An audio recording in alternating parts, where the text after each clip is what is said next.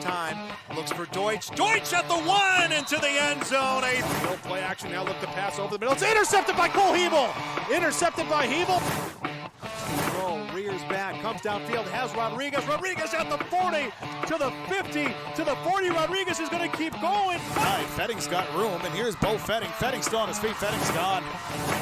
Looking to pass, playing off, coming left side, picked up by Cotton. Alex Cotton with the pick, he'll take it back, and into the end zone. Turn and hand the ball off. Will Starkey, he thunders his way. 30, 20, one man to beat. He's got...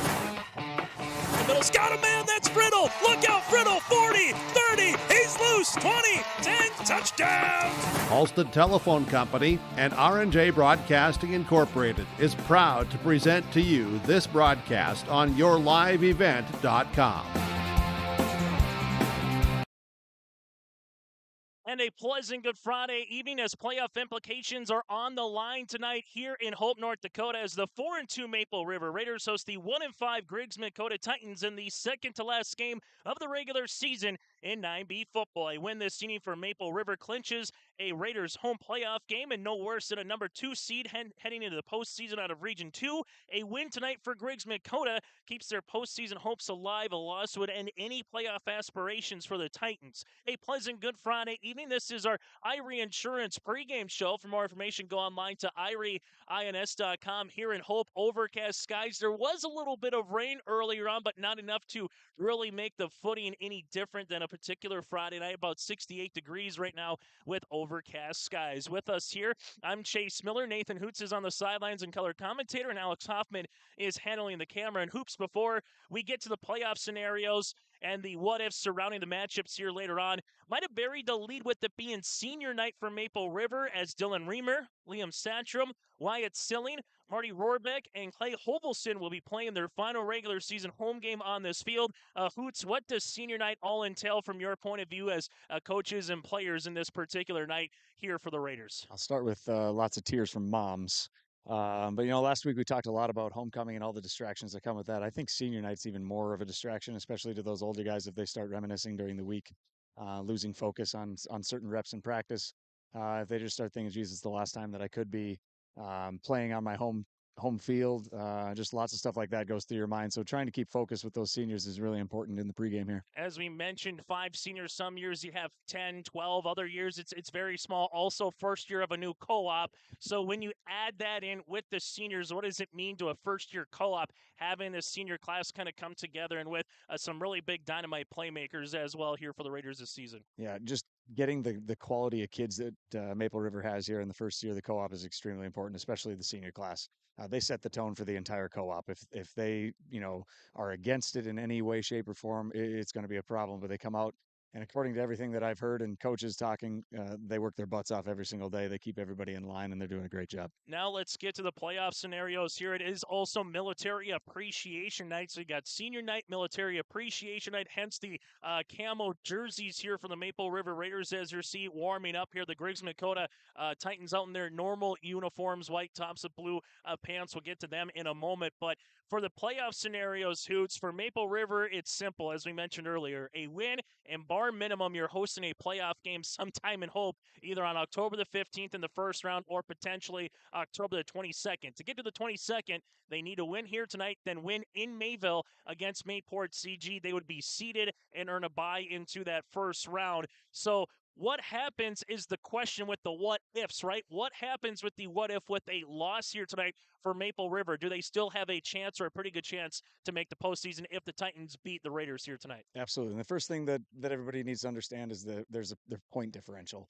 But there's also a maximum point differential. It's 17 points. So if a team wins 70-0 or a team wins, 20-3, it counts the same. 17 is the max. So no point differential matters above 17. So you'll see that high school football where teams are maybe pushing to get above that max because it matters toward all those tiebreakers at the end of the year. And it takes place tonight. If for some reason Griggs-Midkota, gets a win tonight, that 17 number becomes really important.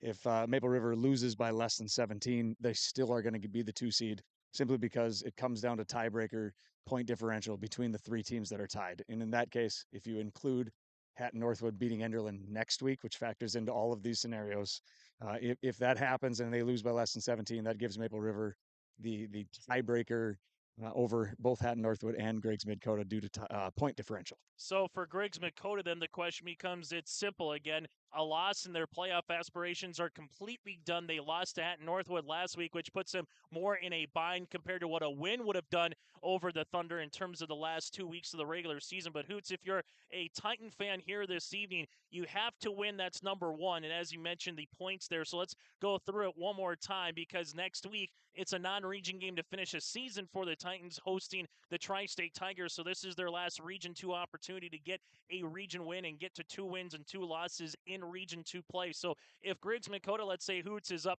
30-14 entering the fourth quarter, all of a sudden, what do the Titans need to do, or what number do they need to win by again? Just for fans out there at home wondering, hey, why are they throwing the ball all the time? Why are they going for it on fourth down? What is the scenario there for the Titans' point of view? Absolutely. Once again, the magic number is 17. So Maple River, a win or a loss by 16 or less gives them the 2 seed. Obviously with the Hatton Northwood win next week over Enderlin.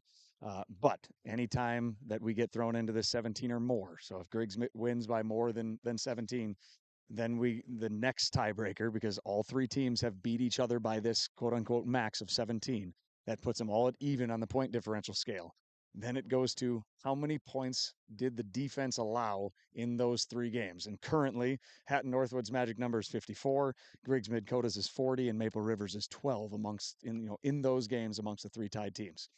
So the worst case scenario is a game where this ends up where all 3 teams have 54 points allowed. So the number you do not want to see as a fan tonight is a Griggs 42-14 win. It's going to be one of those things that we will keep everyone apprised of, depending on how it goes quarter to quarter here tonight between Griggs-Midkota and alongside the Maple River Raiders. Coming up on our Irie Insurance pregame show, we'll get to our out-of-town scoreboard, some games to watch out for, also our keys to victory this evening, and we're going to hear from both head coaches as well. First up is Griggs-Midkota head coach. That's Ryan Doctor. It's the Raiders and the Titans on senior night for Maple River. This is North Dakota 9B football, and our coach's corner is coming up next from Hope, North Dakota. Ziegler Ag Equipment, Highway 9, North Ada, just traded an MT845C Challenger tractor with PTO and a versatile 485 with 900 duals, 12x4 transmission, now new lower priced at $119,900. Ziegler Ag Equipment is your Woods dealer. Visit with Chuck and Neil for Woods mowers. Ziegler Ag Equipment keeps you on the cutting edge of ag technology. Ziegler Ag Equipment, Highway 9, North Ada, 218-784-2961. In Hope, North Dakota, we aren't just a town, we're a community, one that you can be proud of, where you and your family can grow. With available jobs, affordable housing, a local golf course and pool, the Sportsman Club, and great educational opportunities, there hasn't been a better time to join the Hope community, ideally located between Fargo, Grand Forks, and Jamestown. For more information, go to www.hopend.com. Live, work, and play in Hope, North Dakota. As we continue on our coach's corner, joining us now is Griggs-Midkota Titans head football coach. That again is Ryan Doctor. And Ryan, thanks for joining us. Number one. Number two, it is that time of the year where postseason and playoff implications are a little bit on the line as well. We'll talk about that through the broadcast. But for you guys particularly, a nice short road trip compared to maybe some of your other region games here this night. But also at the end of the day, maybe some parity and some familiarity with some kids as well in this one. For you guys in total, game number 7 here of the year, just kind of what's been some of the maturation or building blocks for your team, which when you look on the roster is a very youthful team with a lot of sophomores, starting on either side of the ball for you here, Ryan, this year. Hey, we've been blessed to, to have our sophomore crew that, all of our offensive linemen are sophomores, our quarterback's a sophomore. We've had some growing pains along the way. Our receivers are all juniors that are out there.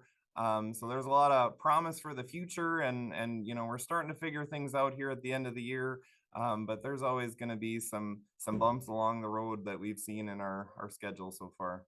Let's talk about one of the guys that's a senior in Abed Enlin. What has he meant to this team, both at the running back spot, but also playing a little defense for you as well, being one of those senior captains?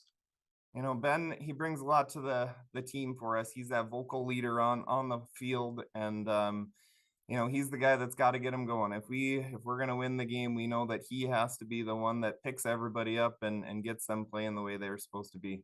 And then on the defensive side, Levi Kautzman's had a really nice defensive year for you guys. I believe he's your leading tackler or right up there. What has he meant on the defensive side in terms of his position and what he provides on a Friday evening? On both sides of the ball for Levi, he's our workhorse.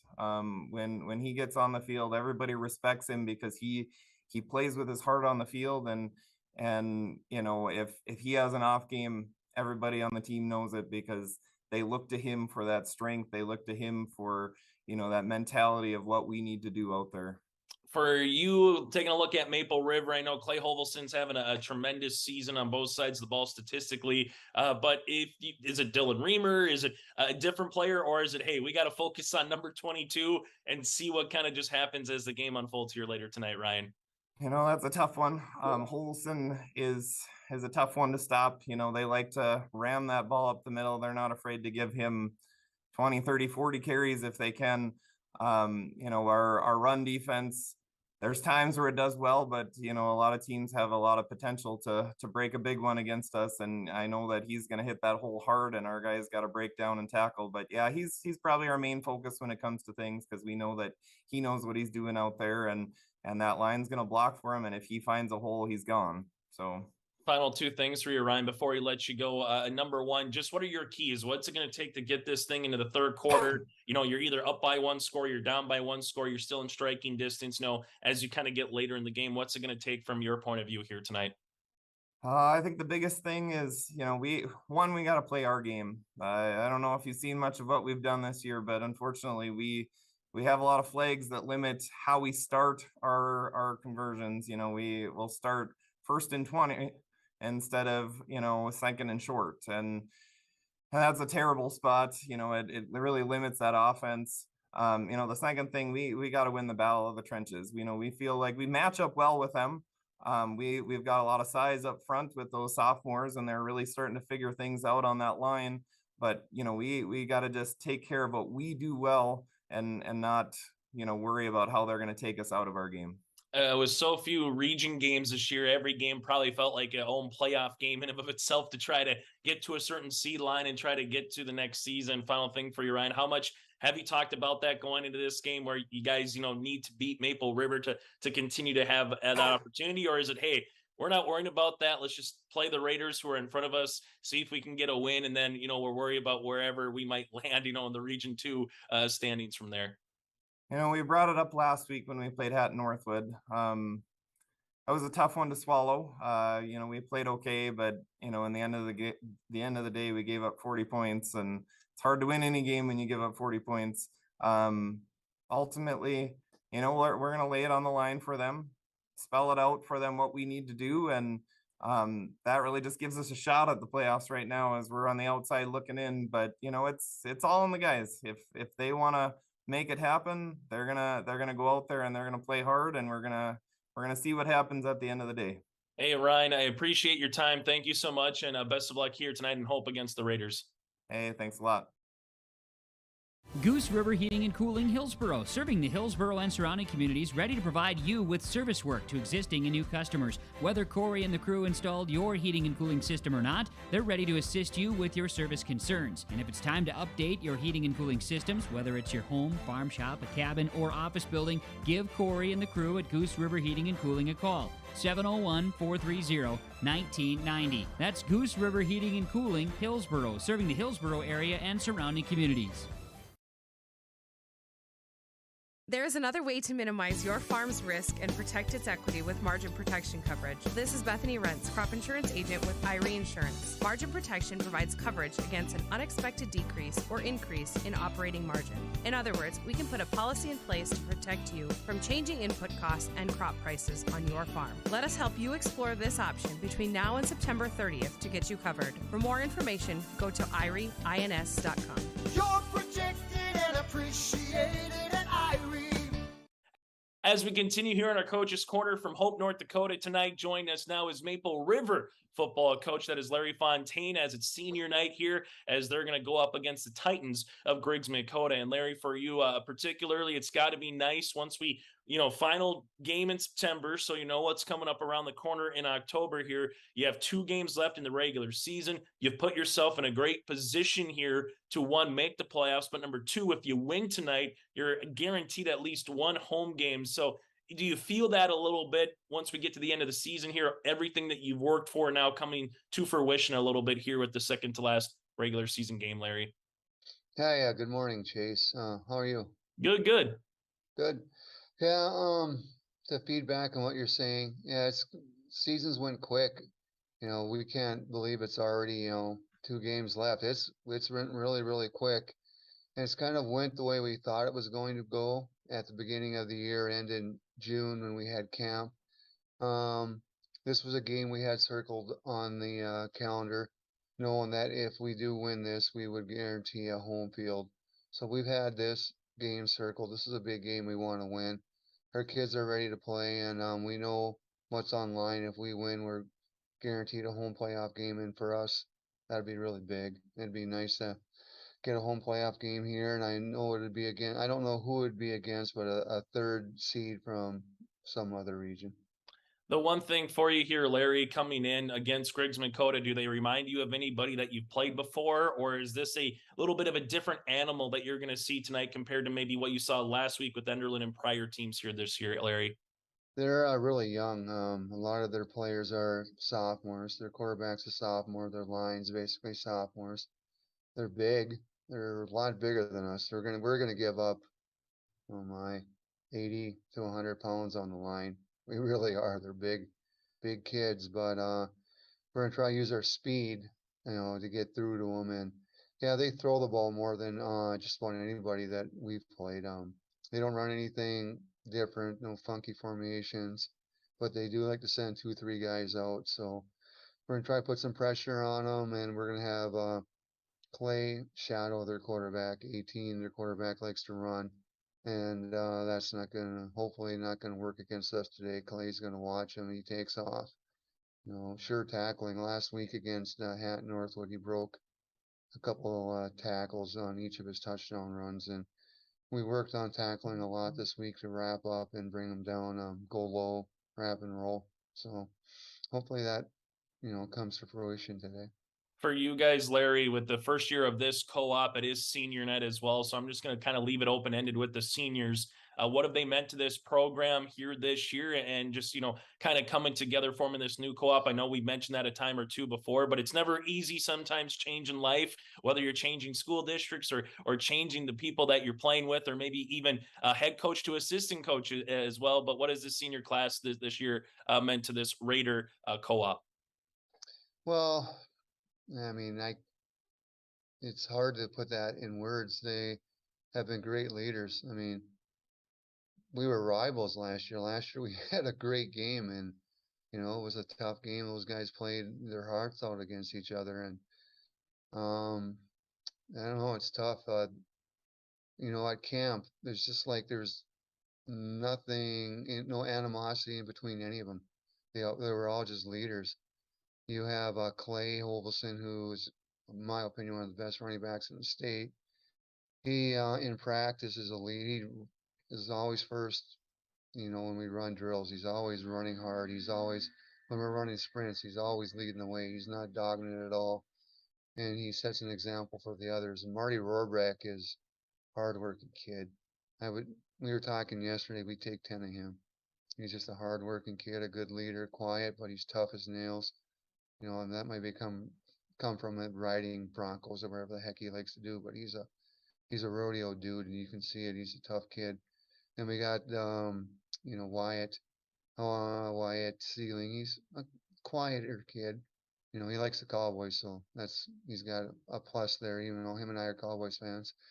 But he's got really good hands, and he's quiet, but he's a pretty good leader. And then from the whole side, we got Dylan Reimers, who doesn't say much, but is a really good football player, and is, getting a lot of playing time this year, and has worked really hard. And Liam Sadtrom's the unsung leader. He doesn't speaking up a little more yesterday in practice. He was our quarterback last year, and he's like, "Hey, coach, we ran this play last year. Can we run this play?" And I'm like, "Well, what is it? I didn't do offense, so you gotta tell me what it is." Now we got a 2-point conversion. You'll see tonight. I'm not going to tell you what it is, but you'll see it the first 2-point conversion we got. Look, it worked pretty sweet. So, he's a quiet kid, but he's a good leader. And last year he was our quarterback. This year we needed a lineman. Like Liam, when you play lineman, I don't know if people understand. That's a big deal. You go from being the quarterback of the football team to being an offensive guard and defensive tackle. So we're proud of him, and we're proud of all the seniors. It's been a lot of fun. They're great kids. Final thing for you, Larry, before we let you go here tonight, just your keys to the game. Obviously, as we talked about playoff implications, I'm not sure how much you talk about that, during the week with your team on understanding, hey, we win. We know there's another game here. Hopefully you get to hear the cannon one more time, go off after a touchdown as well. But what are just the keys to try to get this puppy and have another, maybe a really good start like you did against Enderlin last week and find a way to, kind of put the game away in the fourth quarter here tonight, potentially, Larry? Well, our goal is to get everybody in the game like we did last week. A lot of kids got a lot of playing time. Our bread and butter is running the ball. I mean, dude, you got a lot of skilled players, and Clay Holvison is one of the best running backs in the state, in my opinion. And when you got a kid that talented, you got to feed him the ball, and we're going to feed him the ball. And Levi Trader's sick tonight, so we're going to put Connor Dahl down there, and Connor will do a fantastic job. And he's quick, he's small, but he's quick and he's tough. He's one of those hard-nosed football players that we have. We have a whole bunch of them, and he's gonna be our left guard, and he's gonna lead the way for Clay and open up some big holes. And Clay has 919 yards. Our goal is to get him 1,000 today, so he will get 1,000 yards today. As I have no hair, he will get 1,000 yards. And once he gets 1,000 yards, then we'll, kind of go from there. But we run the ball. I like the wishbone. I like, the eye. I like the pro. Beat him up on the ground, then hit him in the air. We have a really good quarterback, and we have some talented receivers. So run, throw. Hey, Larry, it's been good for you so far. Hopefully it continues for you guys here tonight. Best of luck here on senior night against Griggs-Midkota, okay? I appreciate it, Chase. Have a good day. My name is Jared, born and raised in Minnesota, and I'm a project director at Enbridge. Enbridge is more than a pipeline company. It's a company participating in renewable energy projects in Minnesota and abroad, and I'm really proud to be working here. We believe a cleaner energy future is achievable. For over 20 years, we've been early adopters of renewable energy, and we're proudly committed to net zero emissions by 2050. To hear more from Jared, visit enbridge.com/Jared. That's JERRID.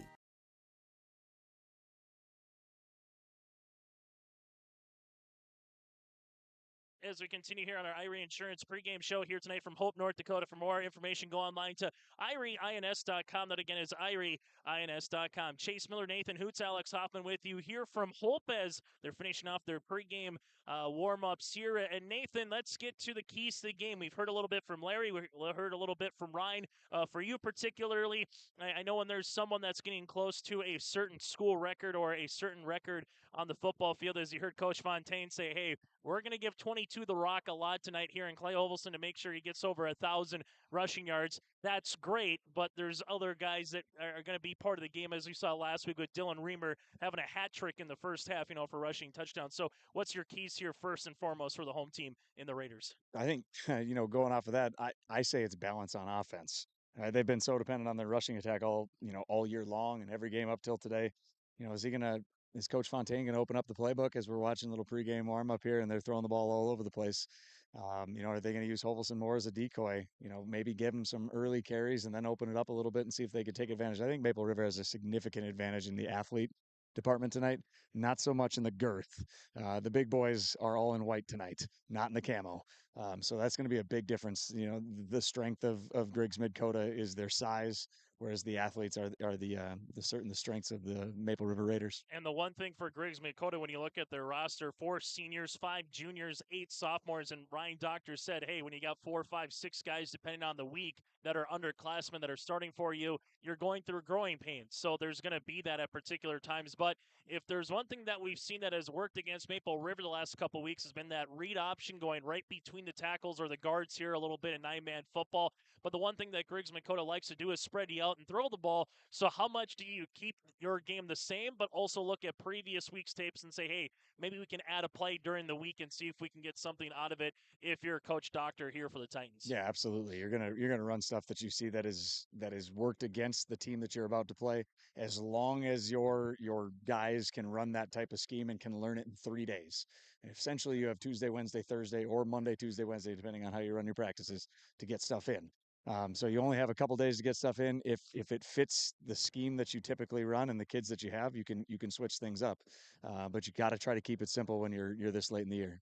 It's going to be a lot of fun to see here tonight. Final thing for you, Nathan Hoots, before we let you go. Some other games across the state of North Dakota. Hankinson at Lemoore. Litchmarian's large just because Lemoore plays Weimar-Lidgerwood next week. So if Hankinson wins, they're definitely in the playoffs. If they lose, it becomes Hankinson-Richland next week to make the playoffs.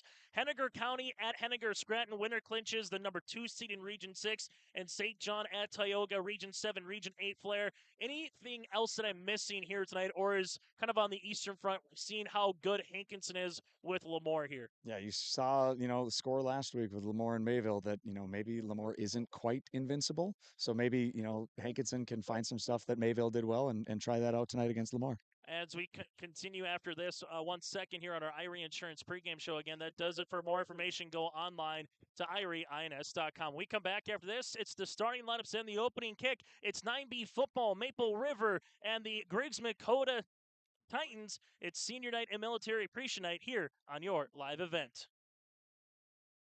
Do you want that new boat? Are you building onto your home? Maybe you want the new camper or ATV. Dakota Heritage Bank can help you. This is Dustin Nagel, president at Dakota Heritage Bank Hillsborough location. You can visit with me or our other loan officers to help with loans and lines of credit from Dakota Heritage Bank. We are serving you with locations in North Dakota and Northwest Minnesota. Dakota Heritage Bank offers financial services you expect with a local perspective. dhbanknd.com. Dakota Heritage Bank, equal housing lender, member FDIC. Here it's way more hands-on. The college has better equipment than the shop I'm at now. Like, you name it, they got it. You get to use your tools and your hands a lot more. My name is Sean, and I'm here for my future. First week of college, I can't tell you how many friends I've made. It's a family, you know what I mean? Like, every time I go to a meeting, like, everyone knows my name. They're always kind to me. I love it. I can't explain how much I love it here. My name is Junior, and I'm here for my future. Hey, what you doing? Crawling around under my planter trying to figure out if I need any maintenance parts replaced. It's harvest time, buddy. Yeah, I know, but the guys at RDK Enterprises keep reminding me to check now, just in case I need something ordered. What do I look for? Just give RDK a call and ask some questions. They are the guys I go to for answers. This is Chris from RDK Enterprises, your local precision planting dealer. We will answer all of your planter questions or come out to your farm and take a look at your planter. Give us a call, 701-636-2119 or planterdoc.com. Serving Mahnomen and the surrounding communities for 34 years, it's Pregame Super Value, your hometown grocery store in Mahnomen.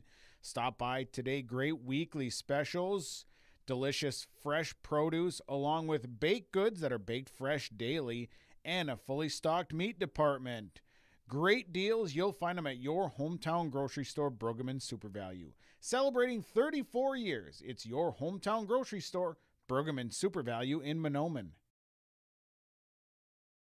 Triple E Incorporated in Page is cheering on the Raiders. As they compete both on and off the field and on the court, you put in the effort to build a team with trust, experience, and the ability to accomplish your goals. The team at Triple E Incorporated is built the same way, with knowledge and experience that you can trust to get the job done with timeliness and efficiency. For your next non-residential building project, contact Triple E Incorporated, 701-668-2258, or stop by the office in Page. Make your next project a winner with a team from Triple E Incorporated in Page.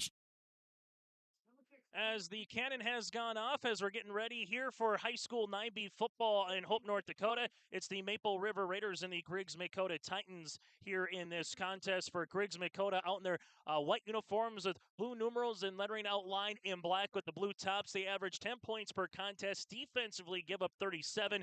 Griggs-Midkota 1 win, 5 losses on the season, but they only scored 20 points in their first 4 games, but scored 44 points in their last 2 contests here for Griggs-Midkota, as the Titans going to have guards of Levi Countsman and Colton Walker with the center of Isaac Stadler, tight end of Wyatt Hoyt. You're going to have Latrell Rainey at wide receiver and James Woodstead and Kyle Johnson. Running back of Ben Endlin and Brady Haugen is the quarterback here for the Griggs-Midkota Titans, head coach by Ryan Doctor. They must win to keep their playoff hopes alive here this evening. Griggs-Midkota won the coin toss and elected to receive. For the Maple River Raiders defensively here, they're going to go a 4-4-1 defense. The defensive ends of Wyatt Silling and T. Silling, the brothers, Wyatt the senior. You have Liam Satcham at defensive tackle and Marty Rohrbeck at defensive tackle as well. Linebackers of Dylan Reamer, Clay Hovelson, Caleb Dowse, and Connor Dahl,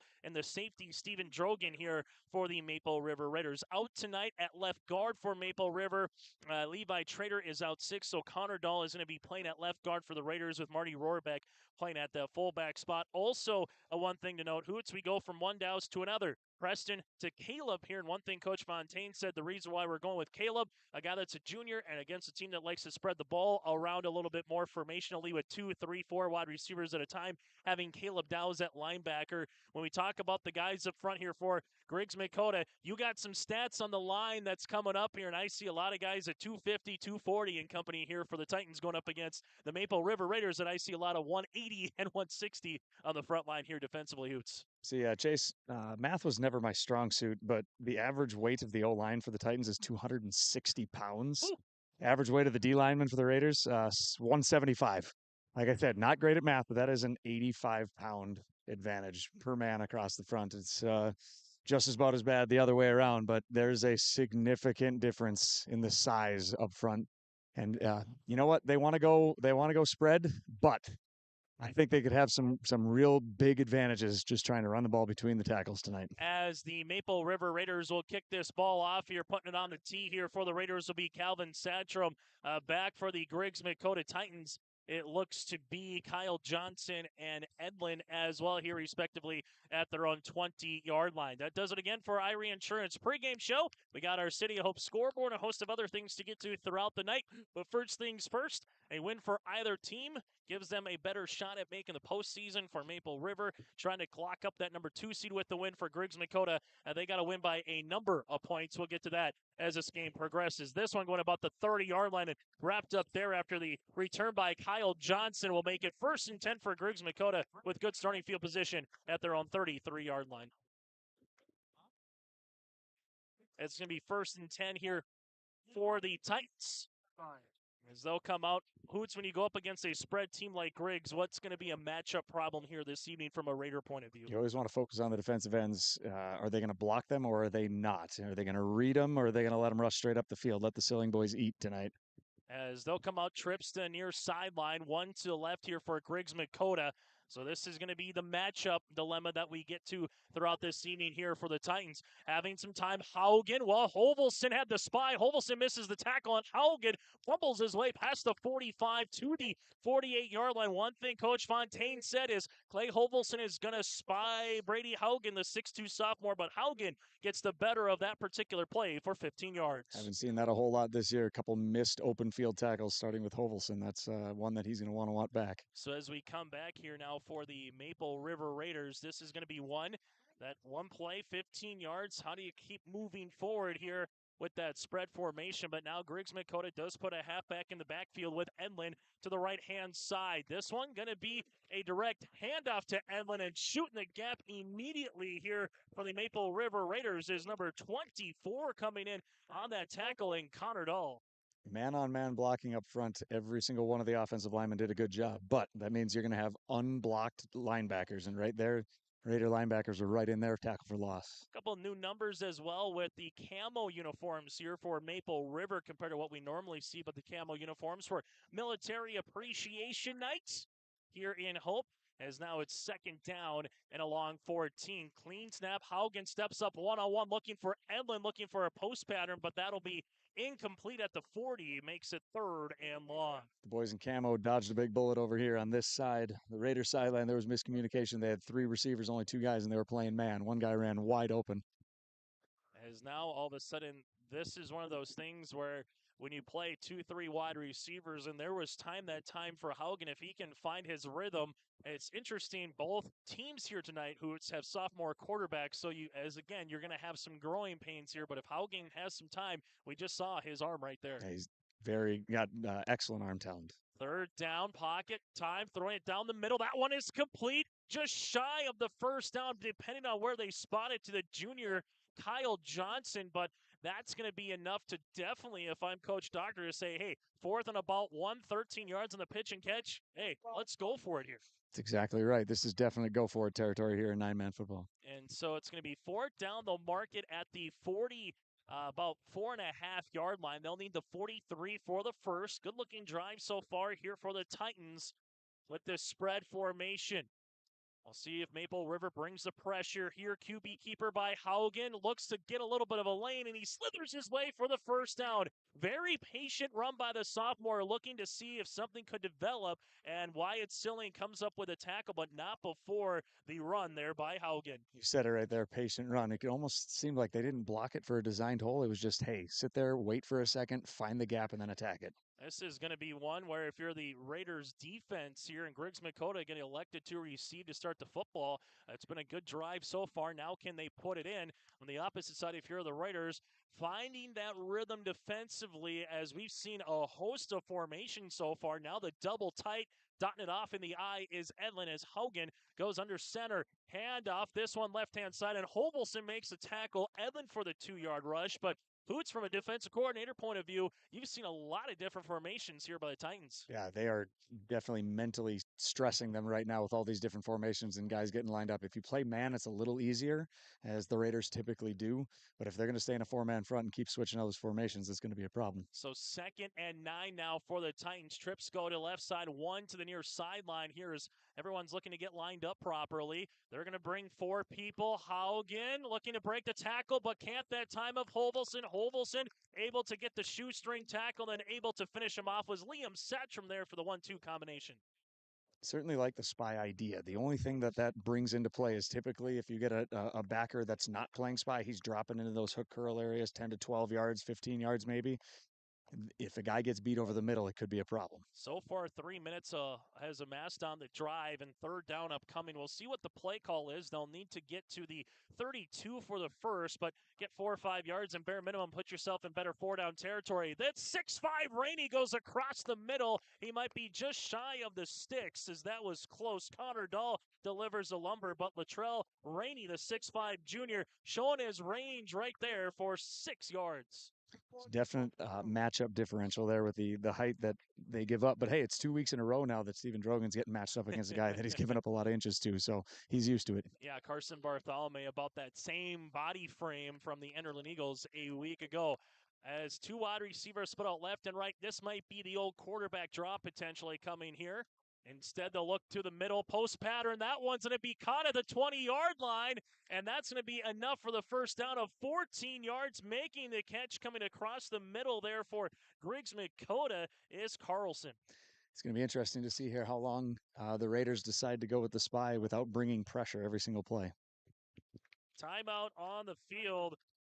We'll keep it here for right now as Nathan just diagnosed why maybe Coach Fontaine takes a timeout. So far, 4:15 has gone as it was starting at the 33-yard line for Griggs-Midkota. They're now in the red zone, and they've looked awfully efficient so far here on this Friday night. Yeah, it's almost like stopping a run in basketball. You're just trying to take a timeout here, stop their rhythm. They've clearly found something, and maybe maybe they're going to bring some pressure here on this play just to try to throw off the rhythm of the quarterback, who's clearly just sitting back there dancing and waiting for a guy to beat their man one-on-one. This is our City of Hope scoreboard. Work and play in Hope, North Dakota. From job listings and housing options, search hopend.com. That's hopend.com.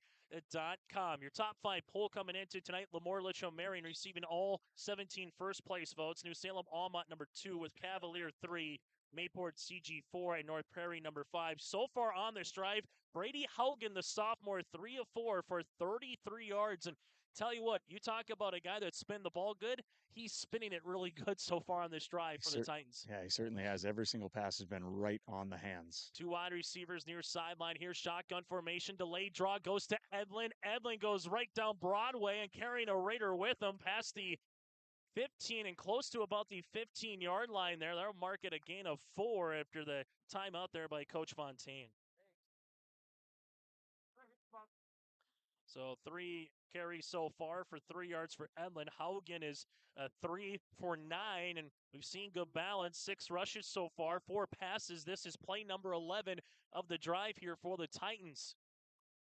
This one, delayed handoff again, and, well, Maple River says not that time as Hovelson comes in on the tackle for a little bit of a loss of a half yard. Definitely, the Raiders brought a blitz on the weak side of the offensive line. They went tight end to the right, but they brought a blitz along with Silling coming up the field. The combination of the backer coming plus Silling kind of blew that thing up in the middle there. And we'll see if Hovelson continues to spy, because if he's going to do so, he's going to have a free opportunity at Edlin more and more. But when Haugen goes on the run, that's where it could become, as you were talking about a little bit earlier, Hoots, some dangerous. They show pressure up the middle. Harkount got him for the first penalty of this evening. The hard count works right as scheduled as you would want it. And that would be against Maple River. You'll mark the 5 yards, and looks like it'll be short of the first down. But regardless, it goes from 3rd and 6 to now 3rd and a short 1. Certainly is a lot tougher to draw a team off sides when you're out of the shotgun. You know, the quarterback can't make any type of movement that simulates a snap. So 6:30 and counting here in quarter number 1. The Titans have almost taken up half the first quarter. This one down the middle, incomplete, but flags coming here as they were looking for the post pattern to Johnson, and getting a little bit too early. There was a Raiders secondary player. Yeah, that's not very popular with the Raiders fans behind me, but that was definitely the right call. He got there about a half a second early. Ball was spotted at the 10, and we'll see if it's going to be pass interference. Sometimes you wonder if it's going to be illegal touch or holding, but they'll say pass interference regardless. 5 more yards here, and now all of a sudden for the Titans, who are knocking on the door and trying to cap a 57-yard drive with a touchdown. It's exactly what Griggs-Midkota did last week in their first drive against Hatton Northwood. They went 6-7 minutes on that first possession. QB keeper by Haugen, looking for the bush push from behind there by Griggs-Midkota. Garrett Lendy was trying to give him that extra little shove there back in the Notre Dame Fighting Irish USC days with Leinart and Reggie Bush with the push. Hoots, has anybody ever pushed you like that? No, but I tell you what, as a coach in 9-man football, we did that plenty last year. So 2nd and goal now. Ball will be at the 3-yard line. This time they spread it out. 2 wide receivers left. 1, make that 2 right, 1 to left-hand side as Haugen is in the shotgun. High snap, Haugen, QB keeper, walks into the end zone. Touchdown Titans with 5:49 left to play in the opening quarter on our City of Hope scoreboard. Haugen, with his 5th carry of the night, finds Patert for the score. Titans the first time tonight did a good job of getting a body on Hovelson, so he was kind of screened off on that play. That's able to take 6 minutes and 11 seconds off the clock. There was a 13-play drive for the Titans, and now the 2-point conversion is upcoming. We'll see where the Titans go here. Same play as they just scored the touchdown. Haugen goes right up the middle for the 2-point conversion. We had a new score on the opening drive of the game. The Titans find Patert and lead it 8-0 on our City of Hope scoreboard. Hope Page Public Schools are committed to the development of all students by providing a high-quality education that is reflective of the strong values in our communities. The staff at Hope Page Public Schools work each day to enable and inspire students to achieve academic excellence and make positive contributions to our world. Learn more about Hope Page Public Schools by visiting hope-page.k12.nd.us. We are Hope Page, and we will change the world. As we come back here on our City of Hope scoreboard, Chase Miller, Nathan Hoots, and alongside Alex Hoffman with you here. Nathan, let's just recap that very impressive drive by Griggs-Midkota. They take off 6+ minutes, go 67 yards. They get the touchdown. They take off half the time of the quarter, which is great. But first and foremost, they looked awfully efficient in that drive. A timeout goes against Maple River and 2 penalties as well. If you're Coach Ryan Doctor on the Griggs-Midkota sideline, Hoots, you got to love what you saw offensively there. He couldn't have dreamt up a better first drive there. Extremely balanced run and pass. The offensive line didn't allow any pressure that entire drive. Couldn't have drawn up anything better. So as we come back here, Griggs-Midkota will put this one on the tee to kick this one off. Here is Isaac Stadler. This one is going to be a short kick. It's a live ball. The Raiders got to get on it. It's a free ball, and it looks like Maple River will get on, but that's a dangerous play as it just keeps going away from you a little bit. And Maple River with Steven Drogan able to hop on that one at about the 35-yard line. Yeah, it took a pretty funky bounce there, and there's a little bit of moisture here on the grass. Not terrible, but just enough to cause some odd bounces here. So they'll mark it at the 36 with 5:49 left to play here in the first quarter. First drive upcoming here for the Raiders. We'll get to their offense here in a moment. Maple River averaging 31 points per game offensively. Defensively, giving up 23, 4 wins, 2 losses on the season, 2-0 in Region 1 play. Going for the deep ball right off the bat, and how about this? They got Reamer, 20, 15, Reamer to the 10, Reamer, one play in for 6, and it goes for 64 yards. That was a great job. On the line of scrimmage, it was 3-on-2, and one guy took Hovelson to take away the bubble. Great job, great play design, great execution. Talk about a track meet play there. One drive goes 13 plays. This one goes 1-on-1, and you couldn't have put it better in the breadbasket there if you're the sophomore T. Sealing. Find the guy who, had 3 rushing touchdowns in the first half last week. This time goes on a track meet for a 64-yard touchdown reception. Well, let's see what play Coach Fontaine was talking about in your interview here. I'm looking forward to this. Fontaine said, Liam Satcham said, Coach, I got a 2-point conversion play. Let's run it. And Larry Fontaine said it's going to be the first one of the game. This one looks like a little bit on the interior. Not going to go. Almost look like a fumble Rooski for a second there. Hoots on the sidelines as we see it up here. I think that was the Kansas City Chiefs little shovel pass inside to Kelsey there, but went to Steven, I believe, Steven Drogan from the tight end position. Touchdown on our new score on our City of Hope scoreboard. It's the Raiders trailing it by 2.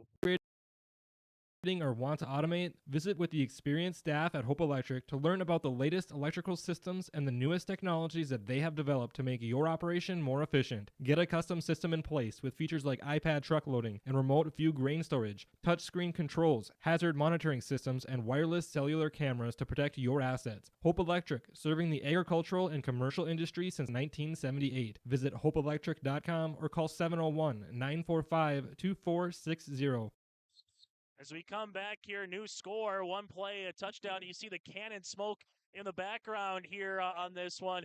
I tell you what, you're expecting full house backfield, you're expecting the wishbone, but when you go spread, and Griggs-Midkota had to get lined up, unfortunate there for the Titan fans, but if you're Coach Fontaine, you got to love what you saw from the sophomore quarterback on the opposite side here, Hoots and T. Silling on that play. Yeah, that was a.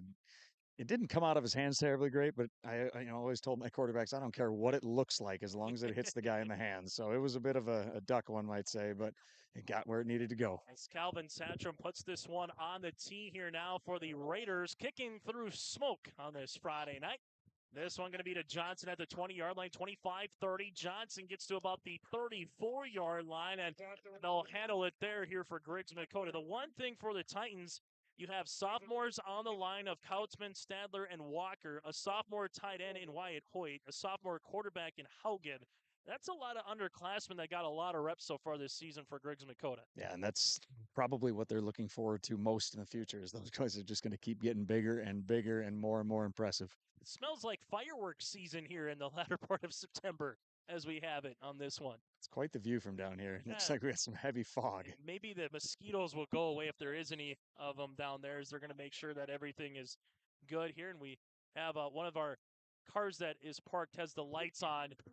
So That's one thing that you love about small town football. The cars can park right next to the field. The only problem is there's lights that can be on, just the game lights, not the actual car lights. Shotgun formation. Haugen has all the time in the world. Looking for a double move to Edlin at the 40, incomplete. Looking for that little hitch and go that time, incomplete, makes it 2nd and 10. Yeah, they're certainly finding room over the middle, but both of the two throws they've thrown down the sideline, both have been covered quite well, both by Reamer. This is going to bring up 2nd down here, and for Griggs-Midkota, we saw everything from 2 wide receivers. We saw the power I formation. We saw trips on one side. So where do they go right now here for the Thunder, as they're going to go trips this time to the left-hand side? We'll see if Hovelson continues to spy the quarterback here. This time they're going to bring Hovelson on the blitz. Opens up a lane here for Haugen. Makes a man miss. 40. Look out. Haugen 50. Look out. Anybody going to catch the sophomore? Haugen dragging people with him to the 26-yard line. Both times that Hovelson either come or been blocked, good things have happened for the Titans, and I assume they're going to continue to do that. That's a gain of 40 yards here for Haugen. Now 6 carries for 54 yards. They brought the blitz instead of the spy, and when he did that, it was one-on-one space here, 9-man football, and Haugen right now is putting on a show. 1 wide receiver splits out left-hand side here. That's Carlson for the Titans. You have twins to the near sideline with Enlin lined up to the right. But this Griggs-Midkota team, one thing Ryan Doctor said in the pregame show is if we can minimize the self-inflicting wounds, we can be in some more ball games. This one to Rainey across the middle. Look at that catch radius. And Rainey gets to the 20-yard line for a gain. They go from about the 27-yard line to the 20 for a gain of 7. Yeah, with combination of being 6'5" plus those long arms, you can miss in a lot of different directions within a couple feet of him, and he still can rein that thing in. He only came in with 11 receptions for 81 yards in the season, but the first part of their year, which was a gauntlet at Richland, home to Wyoming-Ridgewood, at Hankinson, then home to Mayport CG. That is a tough stretch here in 9B football. Excluding Lemoore, that's about as tough as it gets down in this area. As Griggs-Midkota will come out right now, 2nd down and manageable, right on schedule. Motion man in Rainey going right to left across the formation here.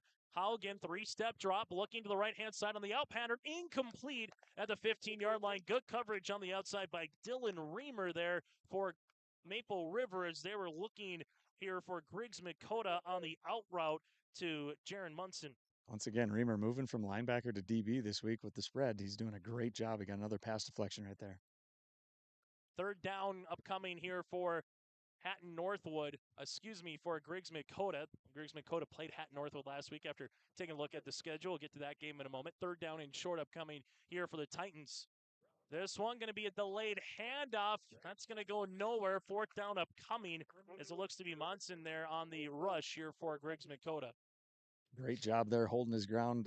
Wyatt Silling did an awesome job of keeping outside leverage, but also making sure that anything that came inside, he was going to wrangle them. And that will be Lendy for that one. So that will bring up a 4th down upcoming here. What's the hard count once again here? And short. So it'll be 2 wide receivers, right-hand side, 1 to left. Clock continues to tick nearly at the 3-minute mark. And, well, they're trying for the hard count, but this time it's against the Titans and Lendy, as it's the first penalty tonight for Griggs-Midkota. So what does that do to a play caller at about a 4th and 3, 4th and 4 to now a 4th and a long 8.5 to 9? There's not many plays in the playbook that you can't run when it's 4th and 3, but now 4th and 9, I hope they're protecting against that inside slant. They're going to run about a 7-8 yard slant and try to hit him because he's been open every single time over the middle. So 4th down upcoming, and well, you got the big 6'5" Rainey to the right-hand side shotgun here for Haugen. Maple River, they're just going to bring 3. Haugen steps up. Hovelson tries to tackle him, and Haugen going to be close to the sticks, but from our advantage point, looks to be a yard shy of the 1st down as it looks to be at the 19. He needed the 18. It is a 7-yard run for Haugen, but Hovelson got enough of the shoelaces to bring him down for a turnover on downs. I'll give credit to the Raiders D. They made the adjustment there. Their linebacker dropped into that hook curl area, immediately took that first read away from the quarterback. That 5-step slant wasn't there this time like it was the entire first possession. So after you go one play for a touchdown to the 5'10" senior Dylan Reamer for 64 yards through the air, what's your encore play? I'd go same formation and see if they defend it the exact same way and build off of that. But go back to the bread and butter. Oh, now you're going to a guy more than likely in Clay Holvelson again. 919 rushing yards entering play here tonight. Double tight formation. Pitch play goes to Holvelson trying to get to the boundary. Holvelson at the 20-yard line picks up a block 25, and Holvelson gets close to the first down as he keeps the pile moving, and he'll get the first down to the 32-yard line for 12 yards. So I was able to see pretty much the entire Griggs-Midkota and Northwood game last week. The biggest weakness up front for Griggs-Midkota is the DNs. They cannot run with the athletes that the Raiders have. So it'll be interesting to see if that is the holes that they try to exploit, those 6 and 8 holes as they call it here. So you got 2:40 left to play here in this first quarter. We saw the spread formation. We see the double tight with Holvelson. And Holvelson just keeps on getting closer again to that century mark for the senior, as we're going to have Connor Dahl again at left guard now here for the Raiders. We'll get to the defense for the Titans in a moment. Little trap play here to Holvelson. Holvelson past the 35 to the 36 for a gain of 5.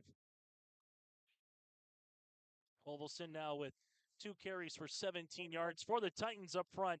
Isaac Stadler, Levi Countsman, Colton Hilbert, and Wyatt Hoyt here for the defensive line. Linebackers on the outside of Brady Haugen and Kendall Carlson. Inside linebackers of Garrett Lindy and Ben Enlin.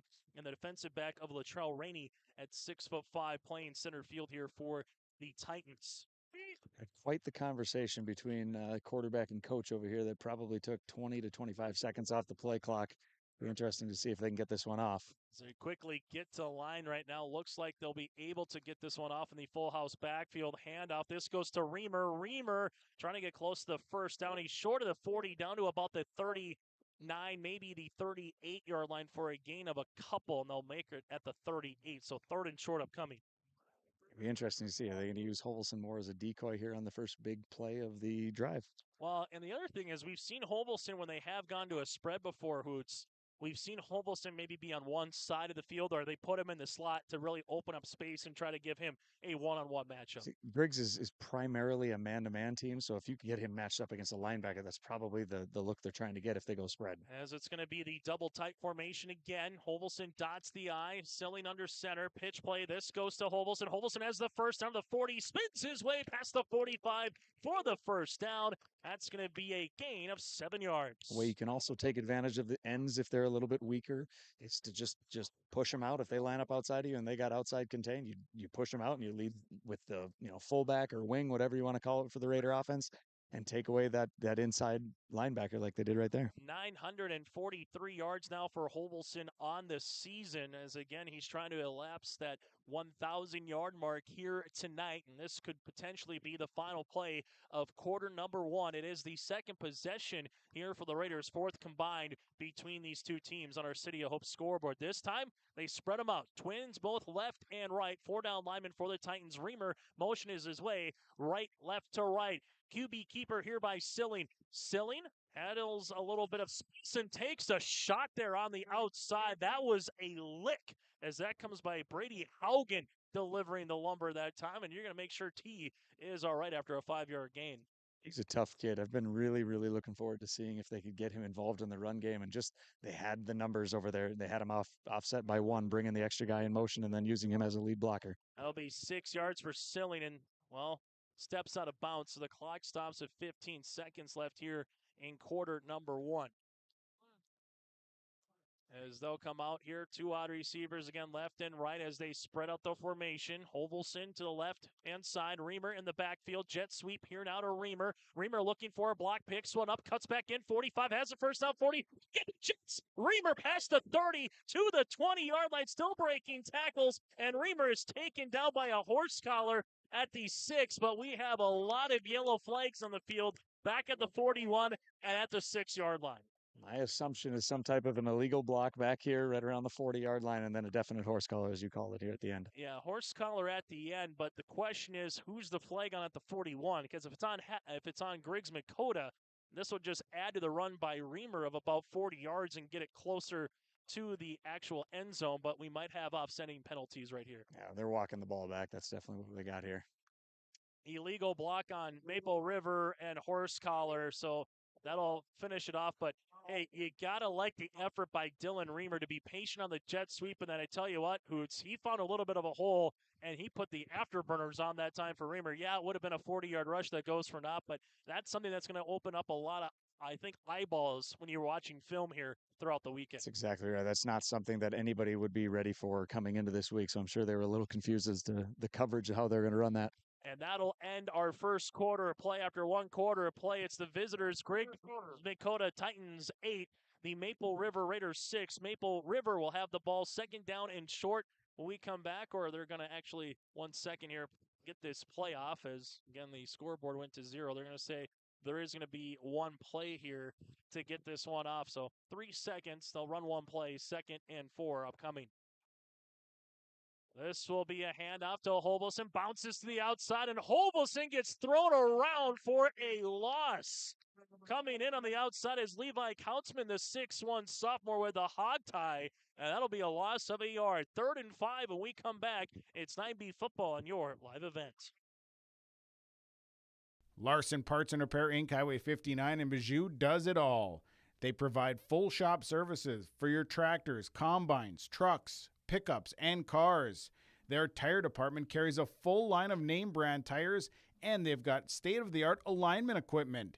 And don't forget about the parts department. They have parts for just about anything, right down to your lawnmower. Call today, 218-935-2774. Larson Parts and Repair Inc., Highway 59 in Bijou.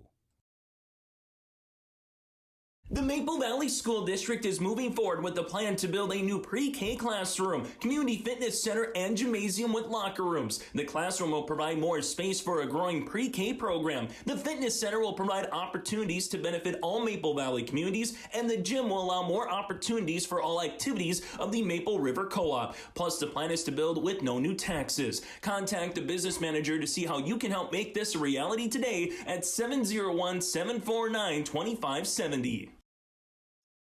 Nathan Hoots, Chase Miller, and Alex Hoffman here as they'll get the scoreboard to quarter number 2 on our City of Hope scoreboard, and 3rd down upcoming here. But how about the play at the end of the first quarter by Levi Kautzman in open space to take down Holbelson, Hoots? That's not something we've seen virtually all year, a D lineman taking him down in the open field. 3rd down and 5. Griggs-Midkota had to take the short drive over here to Hope to play against the Raiders here today. Holbelson, look out, 45-40, 35-30. Holbelson, could he go? 20, 10, 5, end zone, touchdown for the senior on senior night. Clay Holbelson takes it to the house of a gain of 49 yards and a score.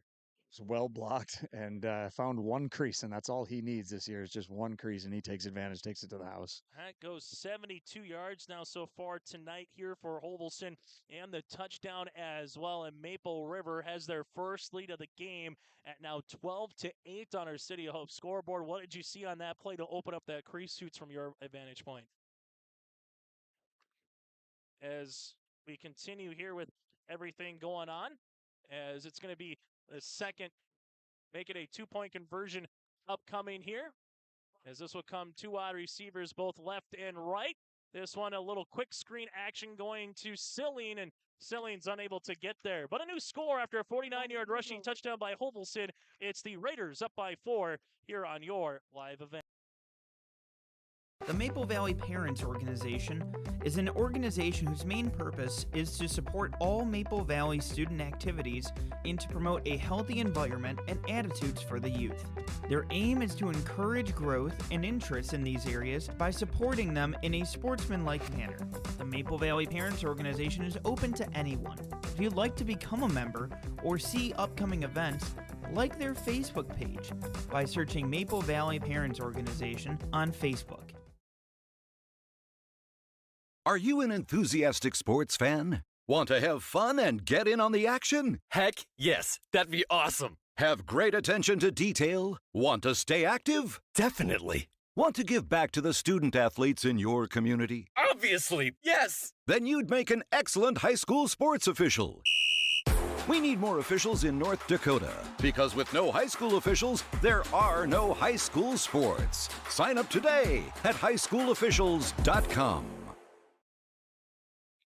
as we continue here, about 11:48 left to play here in this first half on our City of Hope scoreboard. You heard the cannon twice so far, 2 drives, 2 scores from Maple River. For Griggs-Midkota, a drive and a score, and a drive and a turnover on down. So for the first time tonight, the Titans are trailing on our City of Hope scoreboard. Satcham puts this one off. It rolls past the 30, rolls to the 25-yard line, and taking a knee there is going to be Johnson. Unlike in the NFL where you can put the knee down and keep it going there, Johnson, for just a brief moment, had his knee and the ball at simultaneous possession. Makes it 1st and 10 at the 26. I think a brief moment is being very generous. I don't know if he ever actually wrangled that ball up, but either way, safety first. Calm down. So that last drive for Maple River goes 3 minutes and 19 seconds, goes 81 yards for the score, and it helps when you get a 49 rushing yard touchdown by Hovelson as well. So Griggs-Midkota again elected to receive to open up the game. So Maple River will start with the football in the second half. Titans will look to mount a drive right here as they go to the outside. This one incomplete off of Reamer's helmet after it went right through the wickets of Ben Edlin. Makes it 2nd and 10. A rare misfire there by the quarterback. Just missed him by about a foot, and it caught Reamer off guard. He would have walked in if that would have caught him in the hands instead of the face mask. So for the Titans right now, where do you go here, Hoots? What did you like in that first drive to where they need to continue it here in drive number 3? See, the thing is, you run slant, slant, slant. Now we've got that covered up. The Raiders defense have taken that away. Now you run what's called a sluggo. Run that slant, try to take advantage of that, and then run them right up the seam without a safety there. 2nd and 10. We'll see if that's where they're going. Well, they're going to go down the middle of the field. This one completes. A deep post pattern for about 12 yards for the completion as that's coming to Carlson for his 2nd reception of the evening. That was well done. I don't know what the route was supposed to be, but he kind of just sat in open space after he beat his initial man off the line of scrimmage. 5 of 9 so far for Haugen for 52 yards through the air. He has 7 rushes for 61 yards and a touchdown right now. So Haugen showing you that, hey, next couple of years in 9B football, he's going to be a force to look out for here for the Titans and the rest of this Griggs-Midkota team. 1st and 10 after they move the chains. Ball spot on the far hash here at about the 39-yard line. Pocket collapses. Haugen gets hog-tied to the backfield. That'll be a loss of about 2. Coming in on the outside there is Liam Satcham, the senior at 160 pounds, putting on the pressure. Only a 3-man front here for the Raiders, so anytime they can get any type of production from a D-tackle lined up right over the top of the center when he's going against the beef that he's going against is got to be like stealing money. We had some rain earlier here today. Hoots, how's the field conditions holding up after the 3rd straight game here in Hope? Well, I tell you what, considering it's the 3rd straight week, it's great, but it is a little bit wet out here. It could be a little slippage. So 2nd and 12, I formation. Edlin dots the I here. Under center is Haugen. Play action. They got the man open in the flat for the little fullback play, and this is going for big yards. They fake it. The fullback is wide open. Colton Hilbert able to get it to the 47-yard line. That's going to be a gain of 17. This might be the most diverse offensive team we've seen thus far this year. It's just they got every single play in the playbook. That's an old school NFL play right there. You just fake the power and then hit the fullback in the flat. And if you don't have a guy accounted for him, that's a problem. I don't know if you're a UND fan or NDSU fan, Hoots, but that reminded me of NDSU football right there, right? You break the fullback in the flat and let him run for a mile. That's exactly right, because that's the last guy you expect to be catching the ball out of the backfield. 1st and 10 here for the Titans. Griggs-Midkota winding up, going for the deep ball down the field at the 4, the back shoulder catch. Oh, what a beauty. Rainey hauls it in at the 19-yard line for a gain of 29. That was absolutely perfect coverage, but the only thing that beats perfect coverage is a perfect throw. And then he even went up and got it, like you said, the back shoulder fade. So all of a sudden you look down and, well, awfully quickly here, 98 yards passing for Haugen. Rainey, 3 receptions for 42 yards, and Griggs-Midkota is back in the red zone here for their 3rd drive of this game that started back at their own 26-yard line. About 2 minutes so far on this drive. 1st and 10. Handoff. This one is going to be QB keeper for a second. They're on the read option. From up here, looked like he gave it to Edlin, but Haugen, a delayed RPO, a version of it, but not so much for the pass. Kind of reminds me of Wake Forest Hoots. They are very slow in that RPO game. Kind of similar here for the Titans in terms of that read option that last time. Very well done. Yeah, exactly. Sam Hartman, the quarterback for the D&D, because he does such a good job of slowly reading that. But I tell you what, Haugen, if he keeps taking all these hits, that 4th quarter is going to be a painful one for him. Maple River with 2 timeouts remaining for the Raiders. For the Titans, they have 3 remaining here in this first half. Shotgun formation. Haugen with loads of time. Looks it down the field. It's tipped off the hands of Brady and picked off at the 6-yard line here by the Raiders and Marty Rohrbeck. Rohrbeck to the 15 and slips under a tackle at the 20-yard line. And there is the interception and the turnover here for the first time tonight, forced by the Raiders defense. Great job by Marty Rohrbeck sitting in the middle of the field. They took away exactly what they've been trying to hit with those slants all game long, and then he was just right place, right time. Rohrbeck, see how large that can be, Hoots, because it looked like Griggs-Midkota was going to get it in for 6 and at least take a lead. Now all of a sudden you flip the script here, and if a 6 points, and more importantly 6 points, and you get another 2-point conversion on top of that, now you really give yourself some breathing room here in the second quarter if you're a Maple River fan. And just such a big dynamic in 9-man football is that, nobody came on the field after that change of possession. So the same guys that just turned the ball over and had that, disheartening situation, now you get to go back and try to make up for it right here. Holvelson again, that 49-yard rushing touchdown to give them the lead. Handoff goes to Holvelson. Holvelson wants another big game. Holvelson past the 30 to the 35, and Holvelson, that might do it. Holvelson now over with 1,000 yards rushing here on the season for the senior of Maple River. Just frustrated Titan defenders behind him, like, how in the world did I miss that tackle, and how did I miss that one? Everybody's just looking at him like, how does he break every one of these? Holvelson just continues to be a menace on the field. He came in with 919 yards rushing. Right now we got him down for 1,009 yards rushing after that play on the season for the Raiders. Congrats to him. Well-deserved. Great season thus far. 1st and 10 now for Maple River. Handoff goes to Holvelson again, and Holvelson bringing people with him as he falls forward for that extra yard of 6 on the play. It's one constant for Clay this year is that every single time he's getting down, he is, face first toward the end zone, which is such a big deal because that means you're falling forward. I mean, that's yards that he's probably, added 70 to 80 yards to his total this year just by falling forward. Enlin was able to be one of 3 Griggs-Midkota players to come up there with the tackle, but so far Holvelson, 7 carries, a touchdown, and 96 yards. T. Silling through the air, 64 yards. That was to Reamer for the touchdown. 2nd down upcoming here for Maple River. They go to that double tight formation again. Pitch play goes to Holvelson. Holvelson makes a cutback. Holvelson gets popped, but again, bringing people with him forward after the tackle by Garrett Lendy, but a gain of 7 here for the Raiders. Titans got to make a change here in a hurry. Every one of the defenders here are taking him on way too high. You cannot take Holvelson down by the shoulder pads. It has got to be below the belt. So 1st down, and if you're Maple River, you'll gladly take this, right? Take some time off the clock, look to get down the field, put a touchdown up, and then start the second half with the football. Linemen get worn down so much faster on the D line than they do on the O line. So anytime you can keep possession with your offense, it's impressive. Spread now here for the Raiders. Silling takes a shot, but throws it to Rohrbeck, who breaks the tackle. Rohrbeck 30, Rohrbeck 20, Rohrbeck 10 to the 5, end zone, Maple River. Rohrbeck goes 49 yards, and Silling has his 2nd long passing touchdown of the evening. That was a great read. He was patient, stayed in the pocket, made a great read to Marty over the middle. Might have been Marty's first touchdown of the year as well.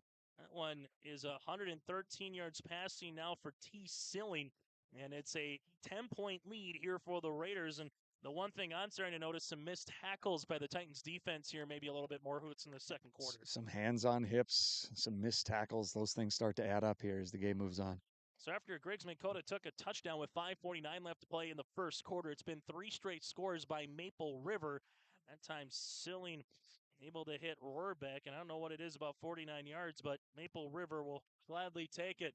This one pitched to Holvelson. Holvelson, 2-point conversion, walks into the end zone for the 2-point conversion. And a new score on our City of Hope scoreboard. It's 20-8 Maple River here on your live event. Honesty, loyalty, integrity. At Bank North, we've remained true to these values for generations.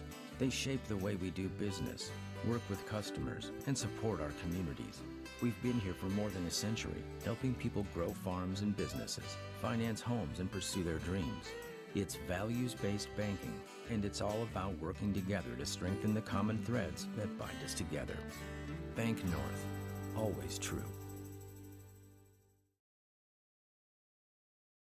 Let's get real. You're ready for a place that's big enough to grow and small enough to care. So get ready for the University of Minnesota Crookston. With more than 30 majors, minors, and certificates, you'll earn a University of Minnesota degree in a close-knit community where faculty become friends and friends feel like family. And to get a degree that can make a difference, you don't need a big city, just big dreams. The University of Minnesota Crookston. Real, hands-on, ready. Well, Silling took a shot there as he had to wait in the pocket, but once he took the shot, I'll tell you what, you found the end zone there with Rohrbeck and Hoots. What does that do for a sophomore quarterback? Seeing some pressure coming, but throwing one across the middle, and see your wide receiver in Rohrbeck that time break a tackle and house one. The single most important thing a young quarterback can do is be able to take one in the chops and deliver, especially for a touchdown. And Johnson right now feels like there might be a turf monster here in Hope, because for the second straight drive, he put his knee on the ground and they mark it dead right when he touches the football, this time back at the 21-yard line. It's probably cost him a total of 20 to 30 yards here in the last two kickoffs, which is really important in football here. It's a tough one here for Griggs-Midkota. Again, they got all 3 timeouts. The Titans so far, it's been the Haugen show. Brady, the sophomore, 9 carries, 60 yards, and a touchdown. Was throwing the ball awfully efficient. That last interception, again, off the hands of Rainey. Then Rohrbeck able to bring up the interception. But first down upcoming now for the Griggs-Midkota Titans. Trips to near sideline 1 to the right. Haugen in the shotgun formation, which he's been in for most of the evening here for Griggs-Midkota. A low snap. They go down the middle again to Johnson, incomplete at the 30-yard line, and good coverage there by the Raiders. Tell you what, Marty Rohrbeck's had a heck of a last couple minutes here. A pick, a touchdown, and then that pass breakup right there over the middle. And might be Marty's world here, and maybe our Enbridge Energy player of the game a little bit as well. As much as we can talk about Dylan Reamer and Clay Hovelson in recent weeks, Rohrbeck is definitely standing out both offensively and defensively here in the second quarter. Yeah, good for him. A guy that's been working his butt off. He was the undersized kid for so many years, and he's just like Coach Fontaine said, works his butt off every day. And he also said we would take 10 of Marty Rohrbecks if we could find him. And you're showing the reason why. 2nd and 10 here for the Titans. Shotgun again for Haugen. Haugen, one-on-one opportunity for Rainey. Incomplete at the 50-yard line, as was awfully close to where Nathan Hoots is on the far sideline to try to maybe get his hand on the football. That was close. I don't have quite the catch radius that he does, but I could have went after it if I wanted. Griggs-Midkota, after the first 4 games this season, a win at Enderlin, and they lose to Hatton Northwood 40-20. And now after tonight, they will finish off the regular season against Tri-State. And with this result as it stands right now, Maple River again would clinch the number 2 seed out of Region 2 bare minimum and host a playoff game. Griggs-Midkota needs points, and they need to score a ton and try to get back on the winning side here if they want to make the postseason. This one, a little screen pass, going to be incomplete, sniffed out there, and well, guess by who coming there is Marty. Yet again, makes it 4th down upcoming. Yeah, nice little stunt up front with Satcham and Silling there. Satcham just swung around the outside, sent Silling inside. Both of them came virtually untouched. That worked really well for them last week against Enderlin on a handful of plays, and they continue to go back to the well. Haugen 7 of 15 through the air for 98 yards and an interception after completing 3 straight passes, has a pick and 3 straight incompletions now for the Titans, and the clock stops. And well, a chance here for the Raiders to add on to their double-digit lead already. The block is punt. Oh, you heard the double thud, and it is Marty Rohrbeck. Rohrbeck, you are our player of the game here in the last 60 seconds without question here for Coach Larry Fontaine's crew. The senior showing out on senior night. 4 impact plays in less than 2 minutes of game time. This is absolutely unbelievable. He is rightfully gassed right now and given a well-deserved break right here. How about Rohrbeck coming through and exactly what you're taught to do? Put both hands up, try to block the ball, and I think it went off his forearm, if not his elbow, more than anything else there. So the block punt comes, and the Raiders will have short field position here on this drive at the 11-plus yard line here of Griggs-Midkota. With 6:22 left to play here in this first half, and this is a backbreaker if you can get it in for 6 early in the second quarter. Hovelson makes a cutback. Hovelson trying to spin his way to the 5. He gets taken down at about the 8-yard line for a gain of 3. Looking for the knockout blow right here and just give it to Old Reliable a couple times here, punch it in and go up 20 plus. 9 carries, a buck, 106 so far here for Hovelson. And we're going to have an official's timeout. Might have a jersey that got ripped or got a little bit of the shoulder pad that's popping out. So safety protocol, make sure that Hovelson looks all right. And because the official called it, Hovelson will have to come out for a play. And now if you're Coach Larry Fontaine, where do you go here? Well, 12 just checked back in. I think I'd go there, see what happens, see if the magic continues. This would be in basketball. You'd say find the hot hand, right? Exactly right. Find the hot hand and just let them continue to shoot the ball or put the ball in their hand and let them make a play. Full house backfield or the wishbone, a little bit more formation here. Pitch play. Well, goes to Rohrbeck. Rohrbeck makes a cut. Rohrbeck spinning his way and gets a couple of yards before he's taken down. Is going to come taking down on the play is Garrett Lendy, the senior inside linebacker, but not before Rohrbeck gets a couple of yards. Definitely love seeing him at least get the look there to see if he could punch it in and pay off all the hard work he's done here. Got an injured player here on the play. We'll step away and break with them as well. 5:24 left to play in the first half. It's 3rd and short coming up here for the Raiders at the Titans 5-yard line when we return on your live event. Stay up to date with the latest goings-on in the region with the Coaches Show every Wednesday night on YourLiveEvent.com. Goes deep down the middle, has a man, Soka Porter! Soka Porter to the 20, to the 10, to the 5, and taken down there. We'll dive into the latest stories from North Dakota and Minnesota. And there's the block by Reese. That's the Coaches Show with me, Joe Lancello, on YourLiveEvent.com every Wednesday night starting at 7. Well, the good news for the Griggs-Midkota fans, Ben Endlin is able to come out under his own power. The bad news is he was your team leader in interceptions. He was a guy that Coach Doctor said he kind of goes, and he's the guy that is able to bring the team. Vocal leader needs to be the guy to bring people with him, and he will come out of the game. And so we'll see for Griggs-Midkota where they go moving forward here, both as a running back but also inside linebacker here defensively.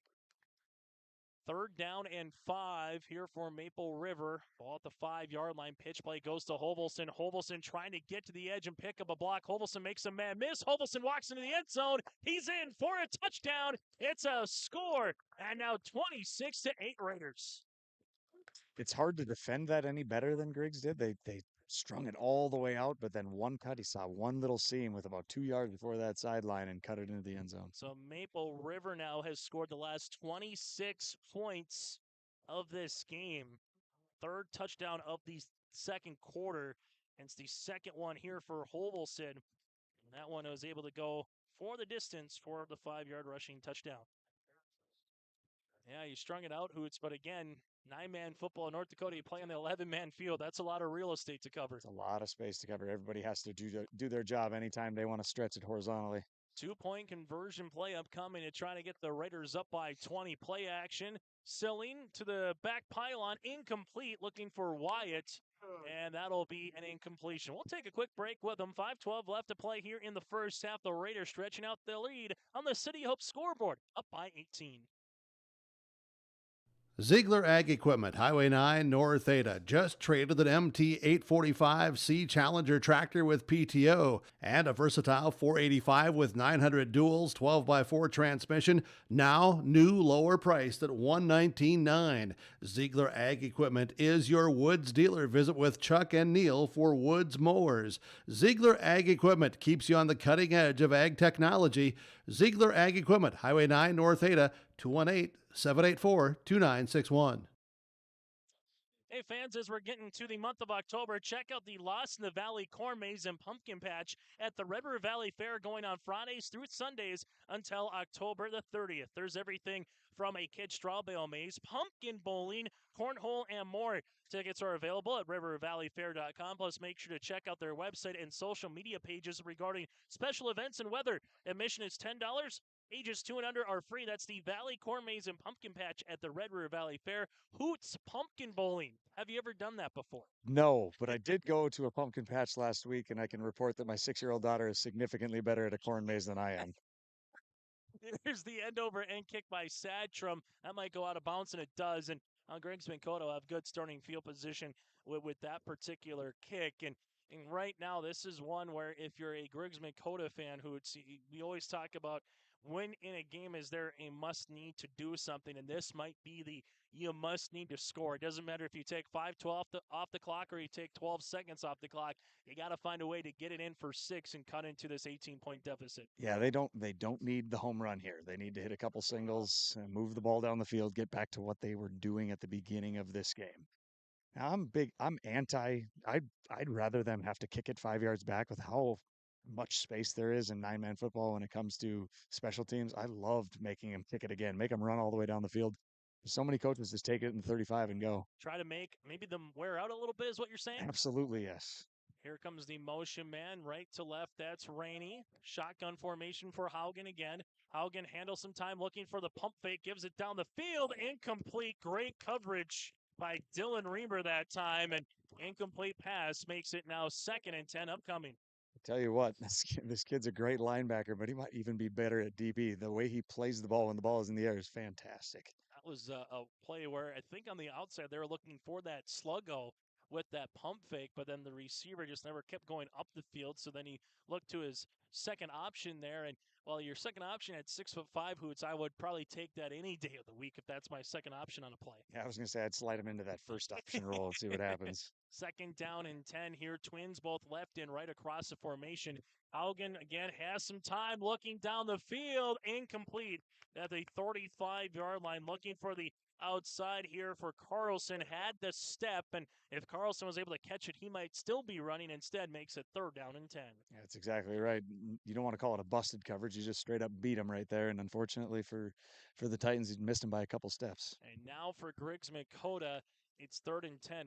What's going to happen with the rushing game a little bit here for the Titans, Hoots, in the last couple of possessions? Unfortunately, taking shots on 1st and 2nd down limits the ability to call it, 10 yards with 2 plays for them is tough. 3rd and 10 here for the Titans. QB keeper, and that's going to go for maybe a gain of 1, if that. A great rip and read on that particular play here by the Maple River Raiders on the outside. He's not going to get any credit for anything he did particularly right there, but T. Silling had some great bend on his pass rush right there. He didn't get a pressure.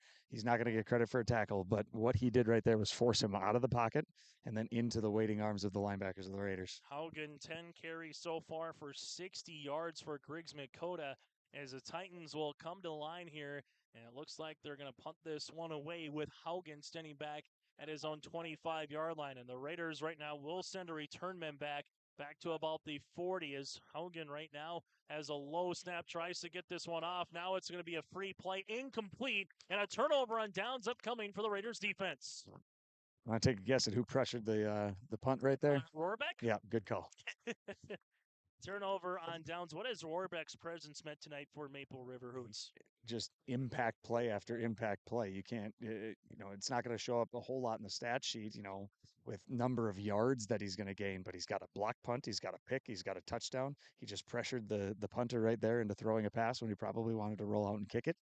Just a lot of impact plays he's made tonight. So far for Maple River, this is going to be their 5th drive of the game. They've had a touchdown, and touchdown in 2nd straight that they're going to start in Griggs-Midkota territory with 4:08 left to play here in this first half. Silling goes back under center here. Pitch play goes to Holvelson. Holvelson makes a man miss, uses the B button on the spin move, and Holvelson gets awfully close to the first down. What a spin move to get out of the reach there. It looks like of Stadler on the outside for Griggs-Midkota. Since then, the Titans just got to be kicking themselves. They're defending that perfectly, but, the one thing that can beat really good defense is the B button, as you said. Are you more of a Xbox or PlayStation Wii? You go back in the day to Sega, Nintendo 64. Where do you go, Hoots, on that one? GameCube? I'm sorry. Wow. That was my thing when I was in high school. I wasn't very popular though. Okay, well, we're also showing our age depending on what type of generation of gaming console we're using here. I think today. a lot of people just muted us. 2nd down and 2 upcoming with the full house backfield again. This one inside handoff to Rohrbeck, and Reinott for the first down. Past the 25 to the 20 and taken down at the 19-yard line for a gain of 8. Talked about it a lot last week. Those quick hitting fullback dives for the Raiders were extremely effective, and Rohrbeck hits the hole so fast they can't even react fast enough to. All you need is a pin. You don't need to drive the D tackle back with your center. You just got to pin him one direction, and then you got 5 yards. Got some out-of-town scores. Kindred leads Central Cass 7-0 at the half on your live event. That one nip and tuck so far in Castleton. We'll get to some other scores coming up on our halftime show from across the state of North Dakota and Minnesota. 1st and 10 here for the Raiders. Play action, looking down the field, has a step. This one into the end zone. Is it bobbled? And then it's caught. Touchdown Raiders as Silling has his 3rd touchdown pass of the evening. Great adjustment on the ball in the air. It was slightly underthrown, but in that case, it might have actually been an advantage because the D-back didn't know where it was, whereas Drogan knew exactly where it was, made a great adjustment. Great catch. 19 yards on the pitch and catch to Drogan on that play. So you got 3 different receivers with 3 touchdowns respectively. So far here for the Raiders, 132 yards passing, and Silling is 3 for 3 with a touchdown on each particular pass. And now you look up, it's a 32-8 score here on our City of Hope scoreboard. Full house backfield again for Silling. Pitch play goes to the outside. Holvelson cuts back in, and what a cut by Clay to get a 2-point conversion. New score, it's 34-8. 3:19 left to play in the first half for the Raiders. In Hope, North Dakota, we aren't just a town, we're a community. One that you can be proud of, where you and your family can grow. With available jobs, affordable housing, a local golf course and pool, the Sportsman Club, and great educational opportunities, there hasn't been a better time to join the Hope community, ideally located between Fargo, Grand Forks, and Jamestown. For more information, go to www.hopend.com. Live, work, and play in Hope, North Dakota. Goose River Heating and Cooling Hillsboro, serving the Hillsboro and surrounding communities, ready to provide you with service work to existing and new customers. Whether Corey and the crew installed your heating and cooling system or not, they're ready to assist you with your service concerns. And if it's time to update your heating and cooling systems, whether it's your home, farm shop, a cabin, or office building, give Corey and the crew at Goose River Heating and Cooling a call. 701-430-1990. That's Goose River Heating and Cooling, Hillsboro, serving the Hillsboro area and surrounding communities. Chase Miller, Nathan Hoots, Alex Hoffman with you here in Hope, North Dakota tonight. If you're just joining us, Griggs-Midkota had a perfection 13-play drive that ate up over half the clock in the first quarter.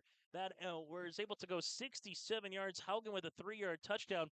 Then Haugen had a 2-point conversion, but since then, it's been 34 straight points by Maple River as they lead it 34-8 as Satcham puts this one on the tee.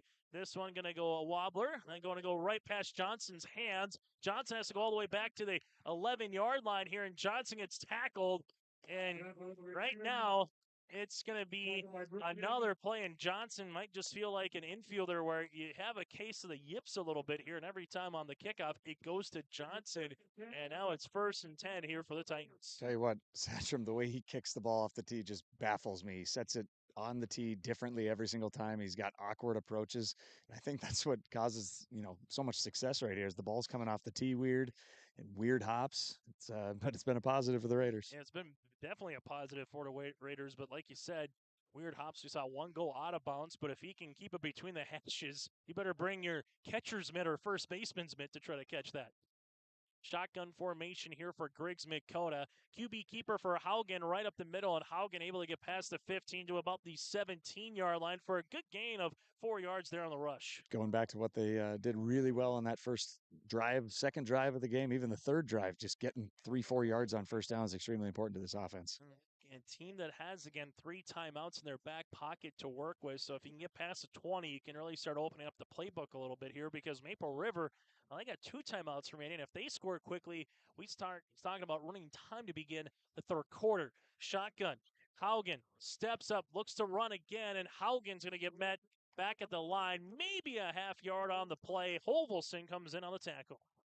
Interesting to see if any coach decides to take a timeout here, if Coach Fontaine's going to let it run down, hope to get a stop here and maybe use it on third. Well, for Maple River so far in the 4 wins they've had this season, Hoots, they've outscored their opposition 43-10. And it looks like we're getting in a similar facet here with how the Raiders have played so far in this opening half. As this will be a shotgun formation here for Haugen. 2 wide receivers again on either side as we're nearing that 2-minute mark here in this second quarter.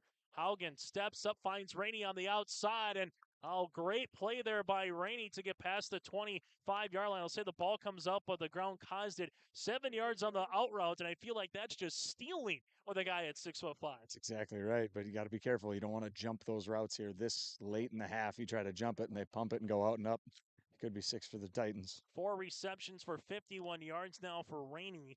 For Haugen, able to get the completion there. Now 8 of 19 for 105, an interception here for the Titans. Griggs-Midkota, shotgun formation again. Haugen has all data throw. Now going to tuck it. Makes a man. Hovelson trying to show off his dancing abilities there, trying to cut left to right. And there's the timeout on the field. We'll break with them with 90 seconds left to play here in the opening half. First timeout here by Griggs-Midkota. It'll be 2nd down and 8 upcoming back after the 2-yard rush by Haugen. There is another way to minimize your farm's risk and protect its equity with margin protection coverage. This is Bethany Rentz, crop insurance agent with IRE Insurance. Margin protection provides coverage against an unexpected decrease or increase in operating margin. In other words, we can put a policy in place to protect you from changing input costs and crop prices on your farm. Let us help you explore this option between now and September 30th to get you covered. For more information, go to IREINS.com. You're protected and appreciated at IRE. 90 seconds left to play in this first half. First time out granted by Griggs-Midkota here on senior night, military appreciation night in Hope, North Dakota. Coming up on our halftime show, a recap of the scores, also some stats, and take a look at our out-of-town scoreboard. That's all still to come on our halftime show. Hoots right now, if you're Coach Doctor, what are you trying to draw up here? You started, on the shadow nearly of your own end zone, able to get the first down, give you a little breathing room. You still got 2 timeouts remain, so the playbook is wide open, but where are you going here if you're Griggs-Midkota? That's tough. I mean, your defense hasn't gotten a stop yet, so there's you got nothing to lose. You might as well take chances with timeouts in your back pocket. Work the middle of the field like they did so well early on. Shotgun formation again for the Titans, going up deep. That's going to go to Rainey on the outside. He can't come down with the catch. That back shoulder catch when he was coming down to the turf as he hit the ground, the ball popped out. That would have been a gain of about 25 to 30 yards. Instead, it's an incompletion. That's quite the connection they have there, sophomore to junior. It's going to be something to pay attention to next year in all of the Region 1 next year. This is a team that, you see the makings of a potential problem, I think, in years to come. You see their line, you see everything, maybe get in the weight room a little bit, get a little bigger, get a little faster, get a little stronger, especially with the sophomore quarterback, as you just mentioned, with Haugen. Pocket collapses this time, and Haugen just has nowhere to go. Really good swarming ability there, and Rohrbeck is part of the party one more time. Yeah, Wyatt Silling with the one, probably going to get credit for the full sack right there. Once again, every time they run a stunt and they bring one of the Silling boys on an inside gap rather than controlling the outside, good things seem to happen. So for Coach Fontaine, you have 2 timeouts. He'll continue to let the clock go, and if you're Griggs-Midkota, this is maybe one where you just let the clock go all the way down, then potentially see if you do something a little bit more after that.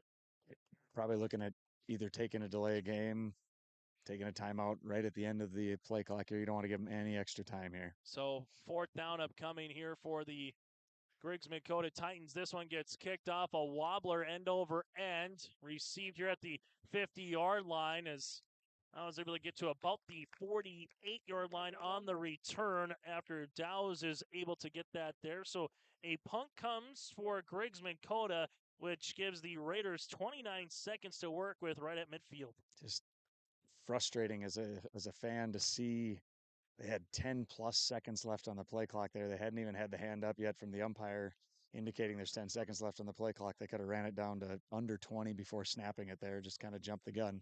This is going to be the 6th possession here for the Raiders in the first half. 12 combined between Griggs-Midkota and Maple River here in this first quarter. Well, you just had 4 possessions combined. In this second quarter, it's been 8. So far now for Maple River, they're going to put Hovelson on the outside here. One-on-one opportunity with trips to the left. Again, 2 timeouts for Coach Fontaine, and we might get a timeout here by Griggs-Midkota. Didn't like the situation, and we'll keep it here. The timeout by Coach Doctor and the Titans. And again, when you see Hovelson on the outside, Hoots, we are trying to see some adjustments being made from the sideline where we're sitting above here in the press box. And I think you look to the outside and said, Yeah, if Hovelsson's out there, we need a certain guy on him, and they just probably didn't have the right personnel there to try to go up against Clay. Yeah, it'll be interesting to see. They slid a linebacker over the top of him, and then they had the safety right over the top. So if that happens, you're obviously going to have a numbers advantage, whether you want to run the ball with the quarterback or going to the opposite side of the field where you got three receivers on that side. So, there's a school of thought. Do you put your best DB on the best receiver, or do you put your best DB on the second receiver and then double cover that number one guy? And they kind of went with the double coverage look and see if they come out with something different here. 28 points in this quarter by Maple River, scoreless so far for Griggs-Midkota. And you got to think that another package of the spread formation is coming after the timeout here by Griggs-Midkota. Interesting if they just flip no, they're going to give them the same look, I think. Yeah, 2-by-2 this time, though. So you got two wide receivers near sideline. On the far sideline, more in that bracket shotgun formation with Orbeck in the backfield with Silling. Silling, pocket collapses, able to get to the outside. We'll see if he's going to wind up. He's right at the line, throws it, and it's going to be picked off by Hatton Northwood on the outside, and that is the first mistake by the Raiders offense here tonight, as that's going to be picked off on the outside here by Johnson, able to come up with that one for Griggs-Midkota. And just a little miscommunication. Hovelson saw that Silling broke the pocket, and he thought he was going to be a runner. So it was either going to be a pick or offensive pass interference because Hovelson was blocking his guy way downfield. So the Titans get the defensive stop, the first turnover of the game on Maple River. So one turnover apiece now with 18 seconds left to play here, as that turnover is on the outside by Kyle Johnson, the junior, making the pick. And now if you're the Titans again, you got one timeout to work with in 18 seconds. Clock stops if you get out of bounds or get the first down, but this doesn't help. It is a sack in the backfield here for a loss of 2. And that might do it for this first half of play, and it will. After one half of play on our City of Hope scoreboard, it's the Maple River Raiders 34 and the Griggs-Midkota Titans 8. Our halftime show is coming up next with stats, also a scoring recap and the out-of-town scoreboard here on your live event. My name is Jared, born and raised in Minnesota, and I'm a project director at Enbridge. Enbridge is more than a pipeline company. It's a company participating in renewable energy projects in Minnesota and abroad, and I'm really proud to be working here. We believe a cleaner energy future is achievable. For over 20 years, we've been early adopters of renewable energy, and we're proudly committed to net zero emissions by 2050. To hear more from Jared, visit enbridge.com/Jared. That's JERRID. Do you want that new boat? Are you building onto your home? Maybe you want the new camper or ATV. Dakota Heritage Bank can help you. This is Dustin Nagel, president at Dakota Heritage Bank Hillsborough location. You can visit with me or our other loan officers to help with loans and lines of credit from Dakota Heritage Bank. We are serving you with locations in North Dakota and Northwest Minnesota. Dakota Heritage Bank offers financial services you expect with a local perspective. dhbanknd.com. Dakota Heritage Bank, equal housing lender, member FDIC. Here it's way more hands-on. The college has better equipment than the shop I'm at now. Like, you name it, they got it. You get to use your tools and your hands a lot more. My name is Sean, and I'm here for my future. First week of college, I can't tell you how many friends I've made. It's a family, you know what I mean? Like, every time I go to a meeting, like, everyone knows my name. They're always kind to me. I love it. I can't explain how much I love it here. My name is Junior, and I'm here for my future. Hey, what you doing? Crawling around under my planter trying to figure out if I need any maintenance parts replaced. It's harvest time, buddy. Yeah, I know, but the guys at RDK Enterprises keep reminding me to check now, just in case I need something ordered. What do I look for? Just give RDK a call and ask some questions. They are the guys I go to for answers. This is Chris from RDK Enterprises, your local precision planting dealer. We will answer all of your planter questions or come out to your farm and take a look at your planter. Give us a call, 701-636-2119 or planterdoc.com.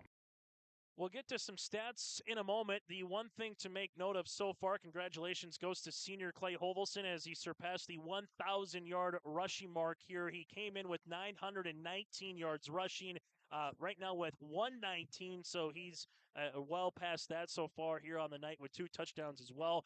First quarter, Griggs-Midkota after 12 minutes led 8-6, but the Raiders pitch a goose egg in the second quarter, 28-0, and that is our score on the City of Hope scoreboard, 34-8 right now here on your live event. Chase Miller, Alex Hoffman up in the booth, Nathan Hoots on the sideline, and Hoots opening 12 minutes. Again, Griggs-Midkota like a script, right? You script the 10, 15 plays to start, and it worked for them perfectly. Got in the end zone, got the 2-point conversion. But then since then, military appreciation and senior night, it's been an avalanche of Raiders the other way here for Maple River. Yeah, it's like as soon as they got off script, they immediately started to struggle, and they started taking chances that they didn't need to.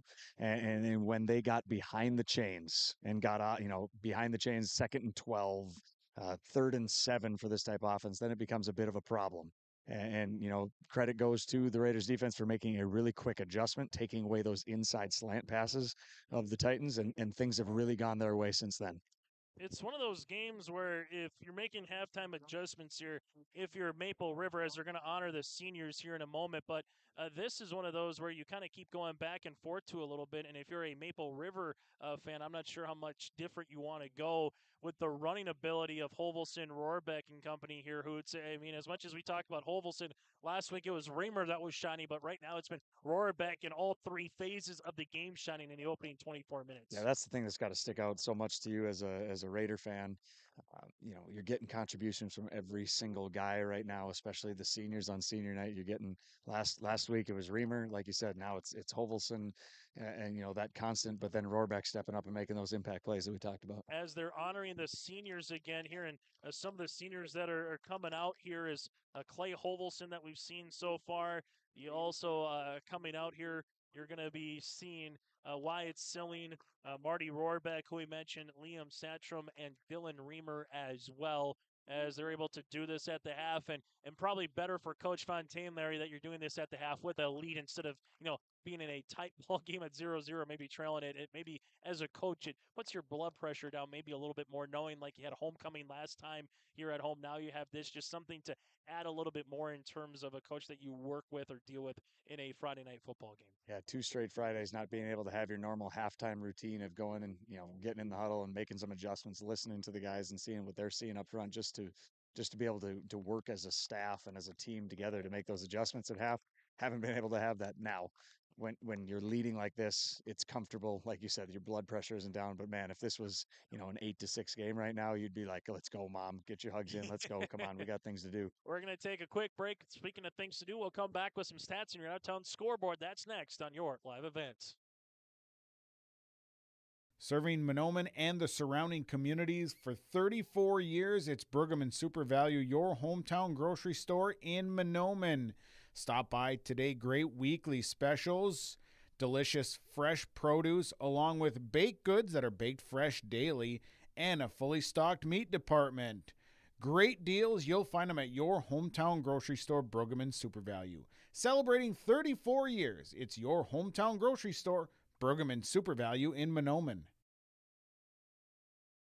Triple E Incorporated in Page is cheering on the Raiders. As they compete both on and off the field and on the court, you put in the effort to build a team with trust, experience, and the ability to accomplish your goals. The team at Triple E Incorporated is built the same way, with knowledge and experience that you can trust to get the job done with timeliness and efficiency. For your next non-residential building project, contact Triple E Incorporated, 701-668-2258, or stop by the office in Page. Make your next project a winner with a team from Triple E Incorporated in Page.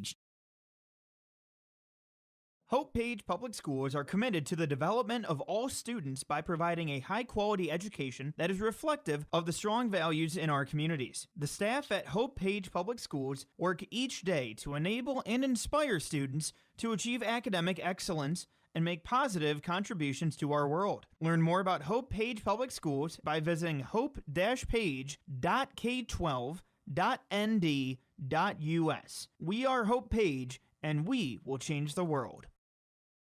As we come back here, let's take a look at the first half numbers. First, for the Maple River Raiders, it's been a balanced effort so far. 137 yards rushing. You have 132 yards through the air for a total of 169. T. Silling is 3 for 4 with 3 touchdowns, 1 interception. but 3 scores again. 64-yard touchdown pass to Reamer, a 49-yard touchdown pass to Rohrbeck, and a 19-yard touchdown pass to Drogan. Clay Hovelson, 11 carries for 119, 2 touchdowns, and also over 1,000 yards rushing again here on the season for Hovelson. As we do the math here, you carry the 1 across, you got the 3, able to add some stuff. 1,038 yards rushing so far here on the season for Hovelson. You have a carry for 2 yards for Reamer, a carry for 6 yards for Silling, and 2 carries for 10 yards for Rohrbeck. The 1 pick came by Johnson by Griggs-Midkota. 2 penalties for 10 yards both in the opening Griggs-Midkota drive. On the opposite side for the Titans so far, 19 carries for 63 yards rushing, 105 yards through the air for a total of 168. Brady Haugen so far 8 of 10 for 105 and an interception as well. He does have, however, 14 carries for 62 yards and a score. Edlin, 4 carries for 2 yards, and Alendi is 1 for -1. Rainey, 4 catches for 51 yards. Hilbert, 1 of 17. Carlson, 2 of 26. And Johnson, 1 of 13. 1 penalty for 5 yards here on the pick came by Marty Rohrbeck as well in the second quarter here for the Maple River Raiders. Hoots, some out-of-town scores and some interesting ones here in 9B football. We'll get to those in a second, but we were talking a little bit off air.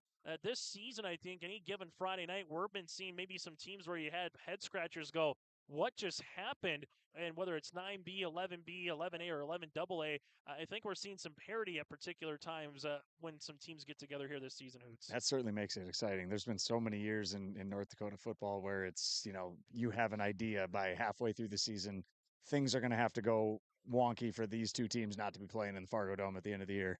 And just to be able to see every single week, top 5 teams losing or playing really competitive games is a lot of fun as we look toward playing games in October. So Jamestown leads Dickinson 27-8 at the half. Grand Forks Red River in 11A football defeats Fargo North. So the Spartans go down back-to-back weeks. Rough Riders 38-6 at Fargo North. Lytton HMB leads Sargent County at the half, 14-12 in 11. B football, 9-man football. Beach leads Napoleon Gackle Streeter 34-20.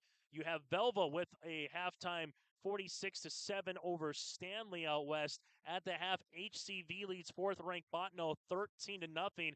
And at the half in 11B football, top-ranked Kindred 7, Central Cast scoreless. 9B football, Mayport CG all over Enderlin, 28-0 down in Enderlin. And Richland leads at Northwood 20-16 at the half as well. So those are a look at some of your out-of-town scores so far in this particular contest. And we'll get to some more throughout the broadcast here as well. But as this stands at the current juncture, Hoots, a win for Maple River and a win for Mayport CG tonight sets up the Region 2 de facto championship game, where the winner earns a bye into the second round, would be seeded. The loser would still host a game on October the 15th, but then you got to play in the first round, and more than likely you're going to be in Lemoore, Litchfield, Marion side of the bracket unless the Lobos lose to Weimar, Lidgerwood next week. So some stuff to still figure out, but with where the scores are now, it looks like Maple River will surely host a playoff game on October the 15th or the 22nd, barring the outcome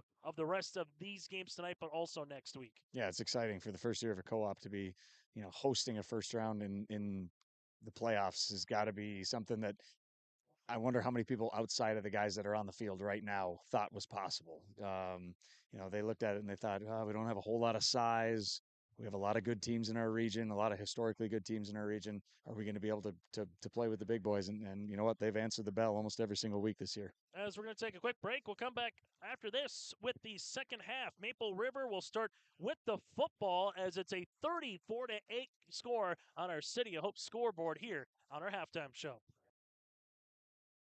Farmers, are you expanding, upgrading, or want to automate? Visit with the experienced staff at Hope Electric to learn about the latest electrical systems and the newest technologies that they have developed to make your operation more efficient. Get a custom system in place with features like iPad truck loading and remote view grain storage, touchscreen controls, hazard monitoring systems, and wireless cellular cameras to protect your assets. Hope Electric, serving the agricultural and commercial industry since 1978. Visit hopeelectric.com or call 701-945-2460.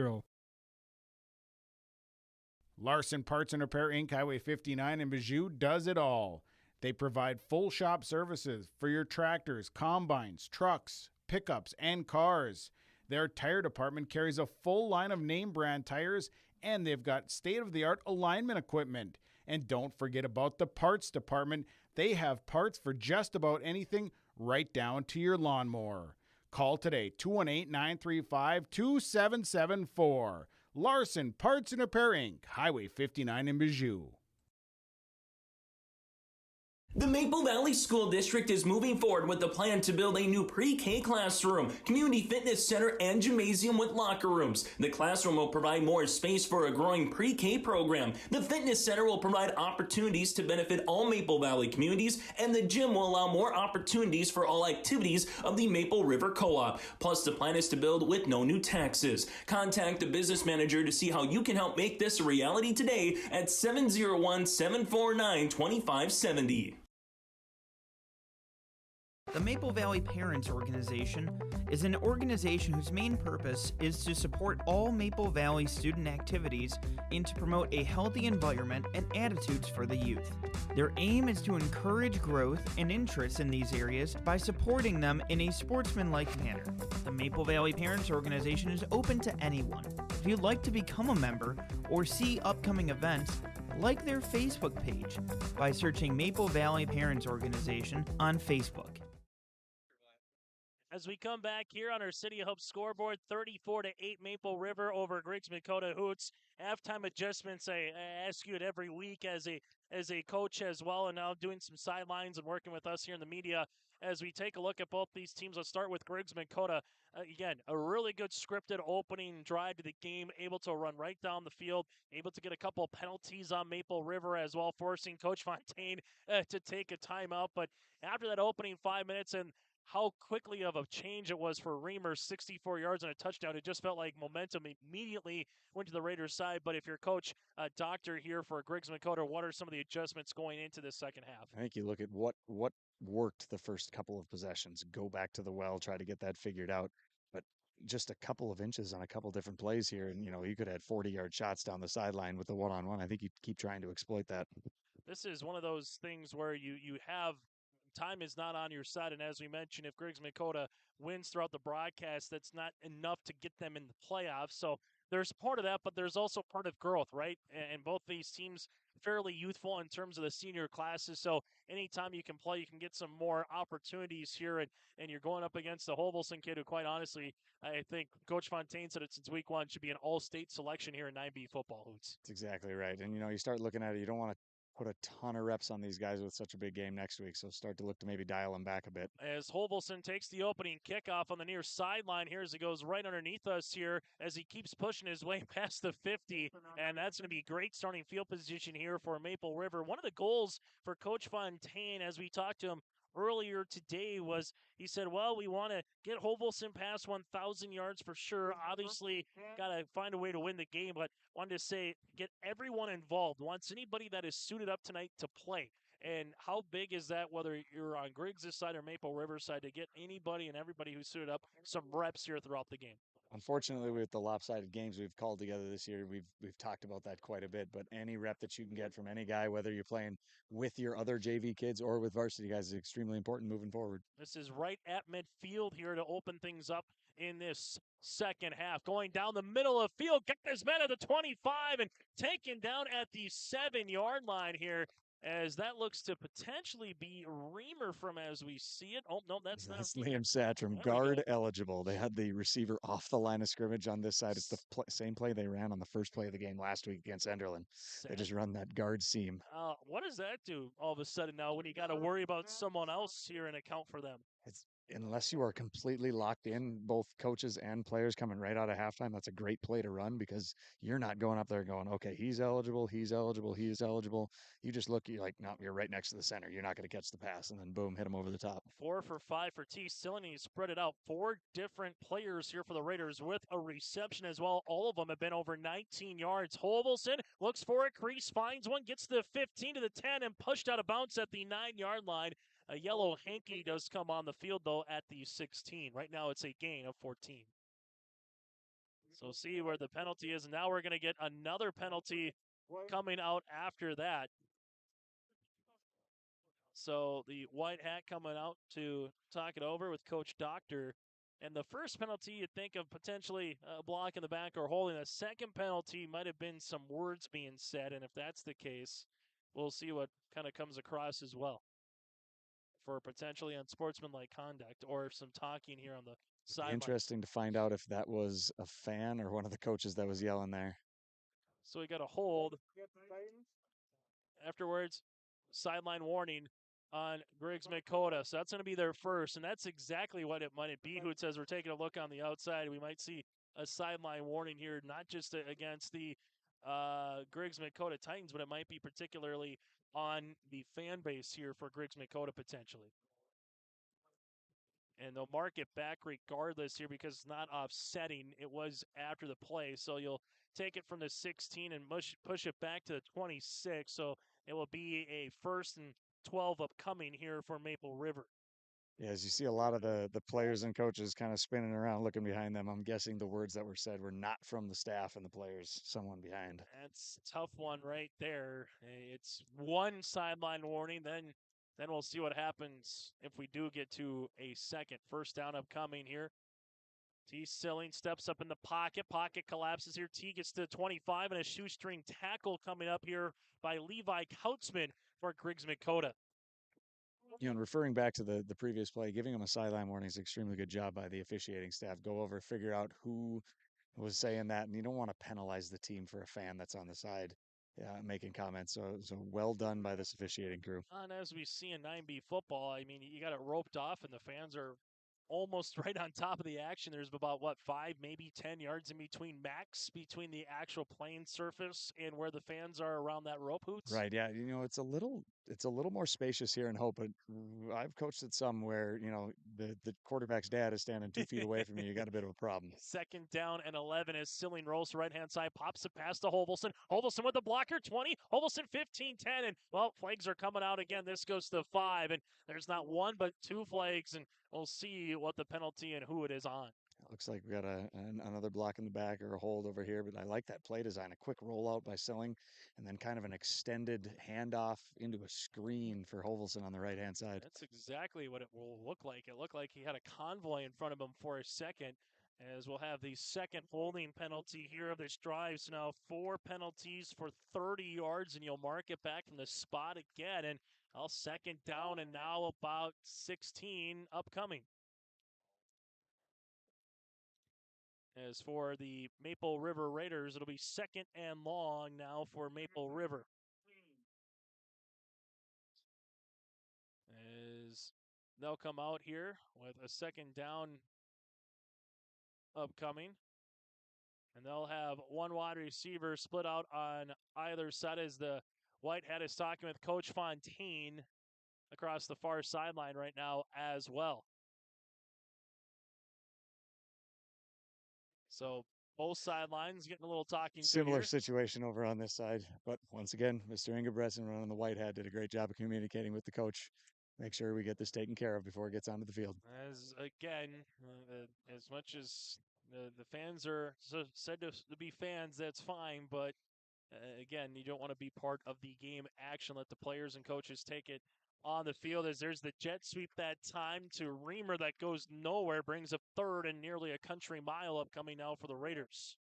Yeah, I think what caused the biggest problem on that play was the timing. Silling just snapped the ball a good second too early, and then it didn't have time to develop. You want that to be really quick where you put your foot in the ground and run it through the A or B gap. Well, and the other thing is too, Hoots, is we've talked about throughout these particular games, is if a touchdown comes here for Maple River, then all of a sudden we're talking about running time potentially for the rest of the game. So this is big for Griggs-Midkota to get a stop and then get the ball back and see if you can get your offense going. Yeah, and then the ability to maximize reps that you have for the rest of this game is important for these guys. 3rd and long. They'll set up the screen to Hovelson. Hovelson to the outside, and the number's 25. Hovelson makes a cutback 20. Hovelson picks up a block 15. Look at the juke, the shake and bake 10. 5. Hovelson, end zone touchdown, Raiders. A 29-yard reception for a touchdown, and Hovelson has done it again. That's a hat trick now tonight for Clay. think he ran about 90 yards to get his 29-yard touchdown right there, but impressive job by the Raiders downfield to not block in the back or hold. It's extremely difficult when you get a cut back and you have all that open space. Backside blockers doing a great job of finding a guy and locking him up. 4 different Raiders have receiving touchdowns tonight. T. Silling so far is 5 of 6 for 187 yards, 4 touchdowns, and 1 interception here for Maple River. As now it's a running time with a 40-8 score as well in the full house backfield here for Maple River. Inside fullback trap play to Rohrbeck, and Rohrbeck cannot get the 2-point conversion. But a new score on our City of Hope scoreboard as we have reached the 8-minute mark. It's Maple River 40, Griggs-Midkota 8 on your live event. Are you an enthusiastic sports fan? Want to have fun and get in on the action? Heck, yes. That'd be awesome. Have great attention to detail? Want to stay active? Definitely. Want to give back to the student athletes in your community? Obviously, yes. Then you'd make an excellent high school sports official. We need more officials in North Dakota, because with no high school officials, there are no high school sports. Sign up today at highschoolofficials.com. Honesty, loyalty, integrity. At Bank North, we've remained true to these values for generations. They shape the way we do business, work with customers, and support our communities. We've been here for more than a century, helping people grow farms and businesses, finance homes, and pursue their dreams. It's values-based banking, and it's all about working together to strengthen the common threads that bind us together. Bank North, always true.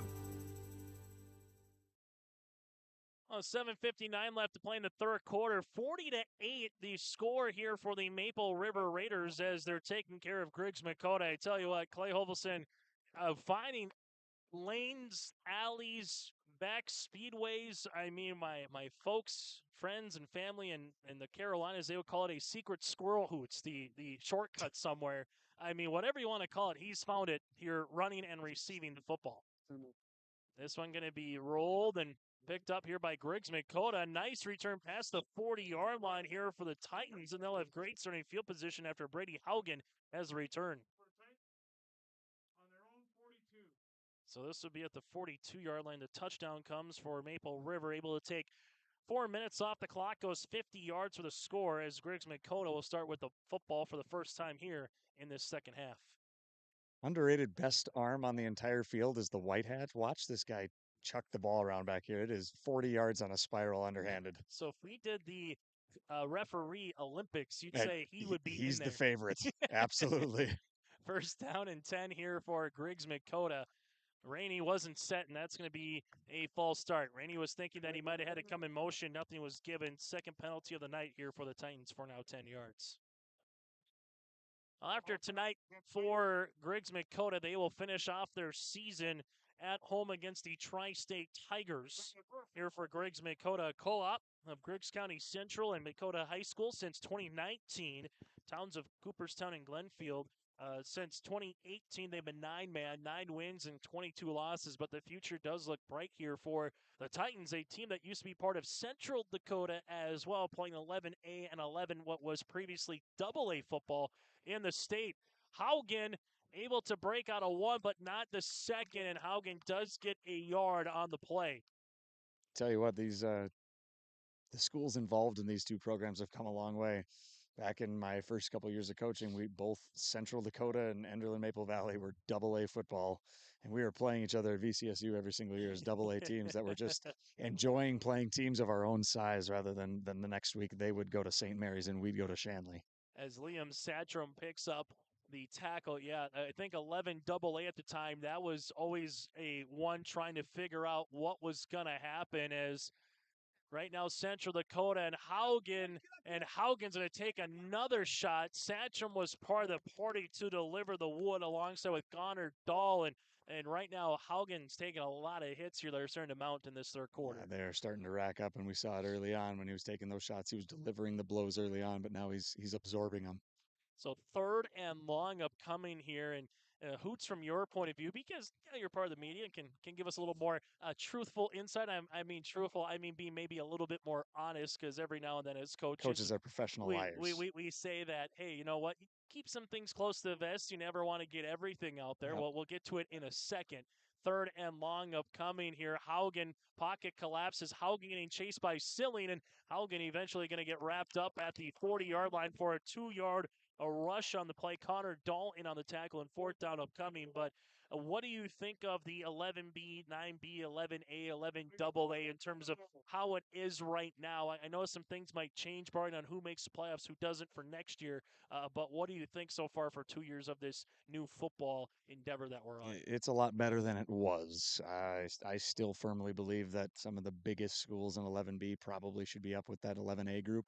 But, the idea behind it, putting all the Class B schools together, that 11-man, and then separating them from the Class A schools, it's a good idea. There's just little things that can be improved. As you're going to have a fourth down upcoming here. Haugen, right-footed kick that's going to go right over the Maple River bench.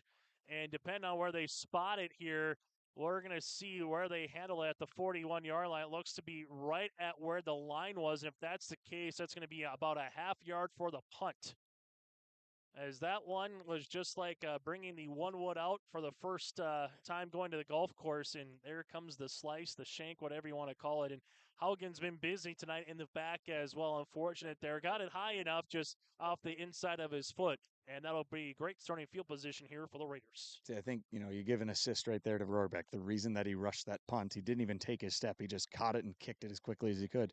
Rohrbeck blocked it the last time he took his regular approach, so there you go.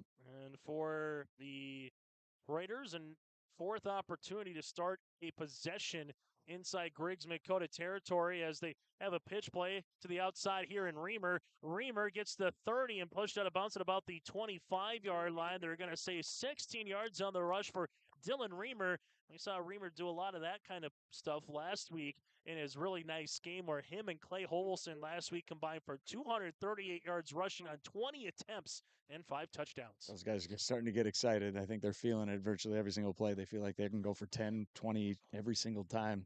High-fiving after every play. And this is a tough one. You got one side of the ball with Griggs-Midkota. The running's on the wall. You got one game left on the season, where Maple River, they're saying, hey, we know the playoffs are coming in, a potential Region 2 championship game next week at Jeromeburg Field in Mayville against Mayport CG. 1st and 10, ball to 25. Hovelson trying to pinball his way through a couple of Titans, gets to about the 24-yard line in on the rush, and Haugen continues to play, and he's able to bring up a tackle there for Griggs-Midkota. Be interesting to see how many more rushing attempts he's going to give Hovelson here in the fourth or third quarter going into the fourth.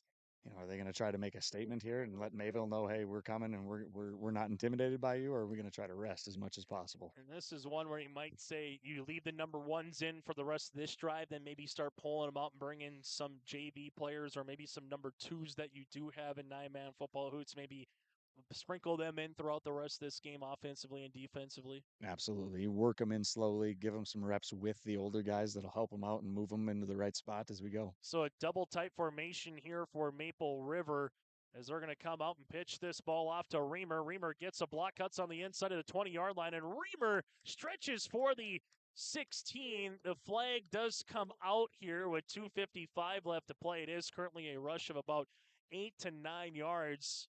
But with where that flag is, sometimes you wonder if a face mask or a jersey got stretched a little bit. So we will have a 5-yard face mask. When you see the penalty come from that position of the field, Hoots, it's either the jersey got stretched enough for him to make the call, or you get that face mask, and that'll be a 5-yard face mask on Griggs-Midkota. Exactly. Usually the back judge only's got a couple calls. He's calling pass interference either way. He's calling maybe a kick catch interference on a punt return, and then those late face masks. He doesn't have to call a whole lot way back there, especially in 9-man football. So 1st and 10 here for Maple River. Remind you, all of our games on your live event are free to watch. Make sure you thank all of our sponsors throughout the season for allowing us to be here, as Maple River has to get to line quickly before I delay a game call. A little inside trap play to Rohrbeck, and he's going to have enough to get past the 10-yard line for a gain of about 3. Also, you can watch on demand as well, and Your Live Event by subscribing on YouTube, and you can go to yourliveevent.com to check out our complete games throughout the rest of this weekend. A lot of Friday night lights for football, and then we're back into the volleyball mode starting on Monday and Tuesday of next week as well. Crazy to think we're about a month away from postseason volleyball, at least for regions upcoming. Clock continues to wind here, is making sure everybody is set. As Silling will be in the shotgun formation. Claps, gets the hand off. This one bounces to the inside of Hovelson, and Hovelson gets to about the 5-yard line, to about maybe the 4. So a good, healthy gain of 6 yards makes it 3rd and short. These quick inside runs have worked really well for the Raiders here recently, just keeping the ball in between the tackles, minimizing the risk. 138 yards rushing for Hovelson with 2 touchdowns. Hovelson with a 29-yard reception for 1 touchdown. If we had 9B fantasy football, I think Hovelson would be in your starting lineup. I think he would be drafted pretty early on. 9B fantasy football, that would be wild. I'll just tell you that much. I would not want to be the person having to score those. 3rd down upcoming here for Maple River. Tight formation as Reamer dots the I. Rohrbeck will be at the fullback position with T. Silling under center. Pitch play goes to Reamer. Reamer looks for an opening. Reamer, they are able to spin it out. Ball comes out late. Ball is loose, and Maple River is fortunate enough to get back on the ball. It'll be well shy of the 1st down, and looks to be Hovelson is able to pop under that one, and it is. So it will be a 3-yard loss, and fortunate there for the Raiders that Hovelson was able to see that football and get back on it here for a 4th down upcoming. Is there any fantasy points for an offensive fumble recovery? I'm not sure how you score those. I don't think so. I know field goals, block punts, depend on how your league scores that. So this could be the final play of the quarter. They can get the 1st down at the 3 here for the Raiders, otherwise looking for the end zone. This will be a handoff. Hovelson gets popped, and Hovelson gets to about the 5, but it will be a turnover on downs here, and the Griggs-Midkota Titans defense holds. It's impressive. The first person that hit him, they just kind of went to a standstill right there. It usually doesn't happen. Hovelson's typically going over guys. Needed another 2-3 yards, though. So they had the half. If you take outside the half for Maple River, able to have 5 touchdowns to start, then a touchdown to start the second half as well. So they've had 8 possessions, 6 resulting in scores. 1 was the half, and then the turnover on downs, which will give Griggs-Midkota ball with the shadow of their own end zone here with about 5 seconds. Make that 11 seconds left to play here in this 3rd quarter. See if they can have a momentum type of play here and take a chance. Hogan in the shotgun formation as they spread everybody out.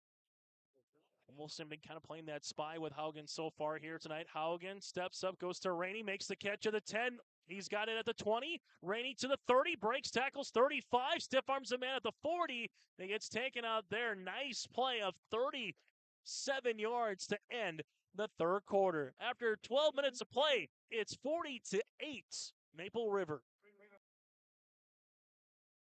Let's get real. You're ready for a place that's big enough to grow and small enough to care. So get ready for the University of Minnesota Crookston. With more than 30 majors, minors, and certificates, you'll earn a University of Minnesota degree in a close-knit community where faculty become friends and friends feel like family. And to get a degree that can make a difference, you don't need a big city, just big dreams. The University of Minnesota Crookston. Real, hands-on, ready.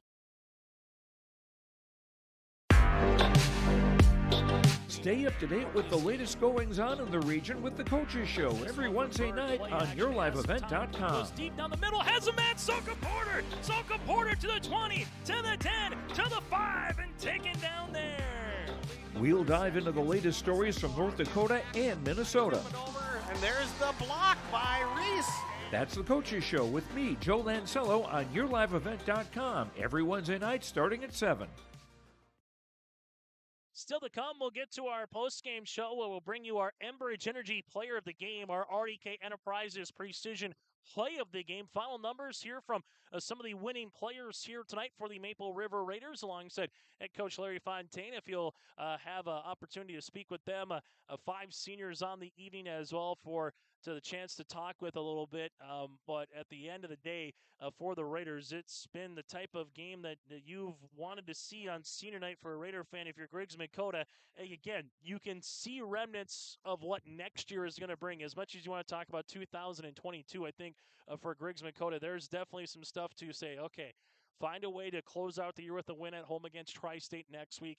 Get something a little bit brewing into the offseason, and you can see sparks and particular moments during this. It's just now putting a full 4-quarter game together here for the Titans moving forward. Haugen takes a shot, throws it down the field, incomplete at the 30-yard line to start the fourth quarter. It's getting good coverage by Reamer. He might have got a little handsy on this side, but there's no ref that has a good vantage point right there. So he kind of took advantage of not having a guy right where I'm standing right now as an official.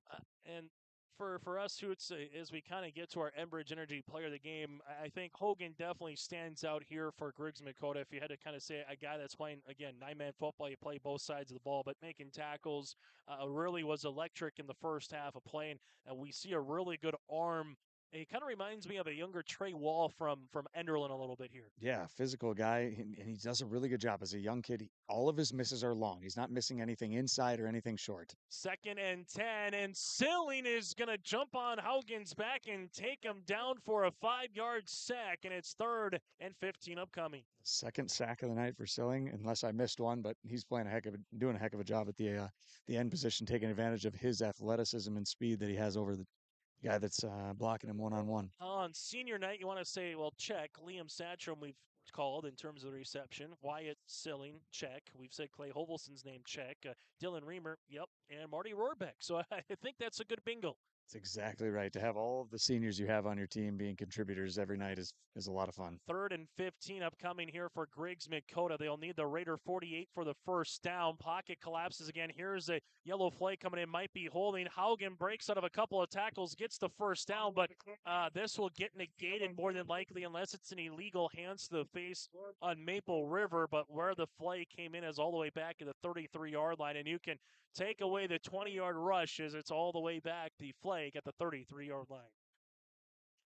Tough one there for Griggs-Midkota because Haugen showed you his elusiveness on that play on a 3rd down and long to get the first. Instead, what happens now is 40-8. Clock continues to wind here after this one gets set, and now it's literally 3rd and a country mile upcoming. Haugen has a nice combination. Like we've talked about, he's got a big, strong arm. He's built well, so he's going to be able to absorb the blows that he's been taking all game. And then he showed you that third facet right there, being able to make guys miss in the open field. As a sophomore, he's going to be talented. I remind myself of a Brooks and Dunn song, Boot, Scoot, and Boogie. That's what Haugen kind of has right there. It just, might lull you to sleep, but then when he gets on the field, he's able to boot, scoot, and boogie for some yards.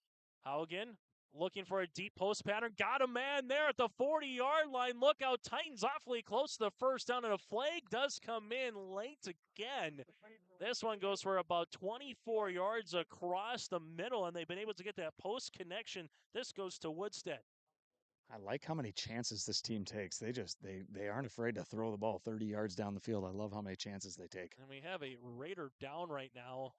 Not sure who that might be, if it's face mask on Maple River.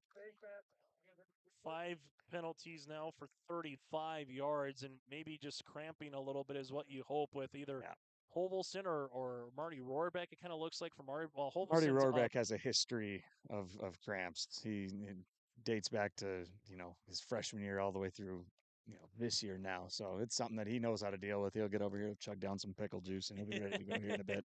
Pickle juice. Now you know you're talking to a coach when pickle juice comes out. So gross. On that one.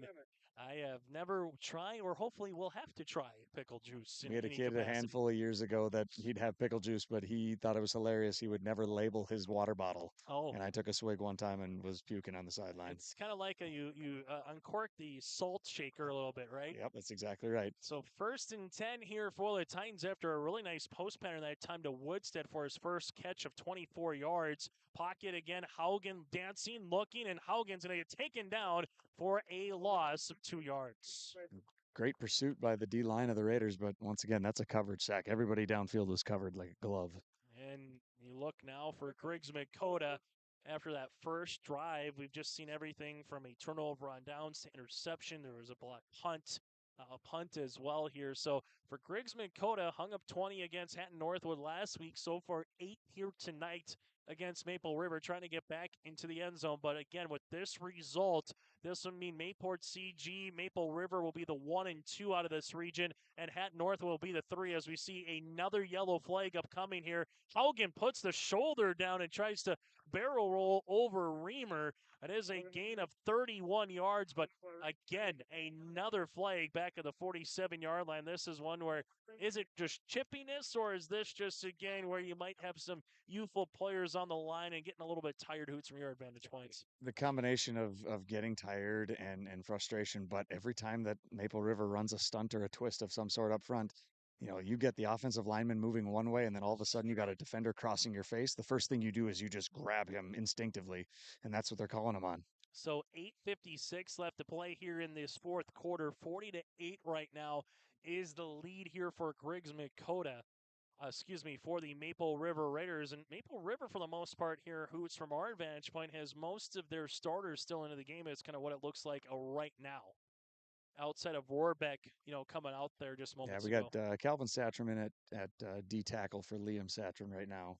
So you're going to have second down and long upcoming. Ball at the Griggs-Midkota 37. They'll need the Maple River 38 for a first down. That one just comes out of the hands of Hogan, a little fluttered, but still a 2-yard completion to Rainey on the outside. 6 catches now for 90 yards for the 6'5 junior. He is impressive. He showed his elusiveness and his ability in the open field the last play of that third quarter. He's an impressive specimen. 168 yards passing for Haugen, and then you add the 56 yards rushing, 224 yards for the senior here for total yardage for the quarterback for the sophomore here for Griggs-Midkota.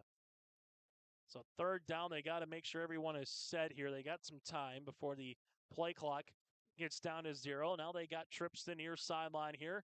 Clean snap. Haugen sees the free edge rusher on the outside. Then Hovelson says, thank you, as he spun him my way on the spy, and Haugen gets a gain of 1.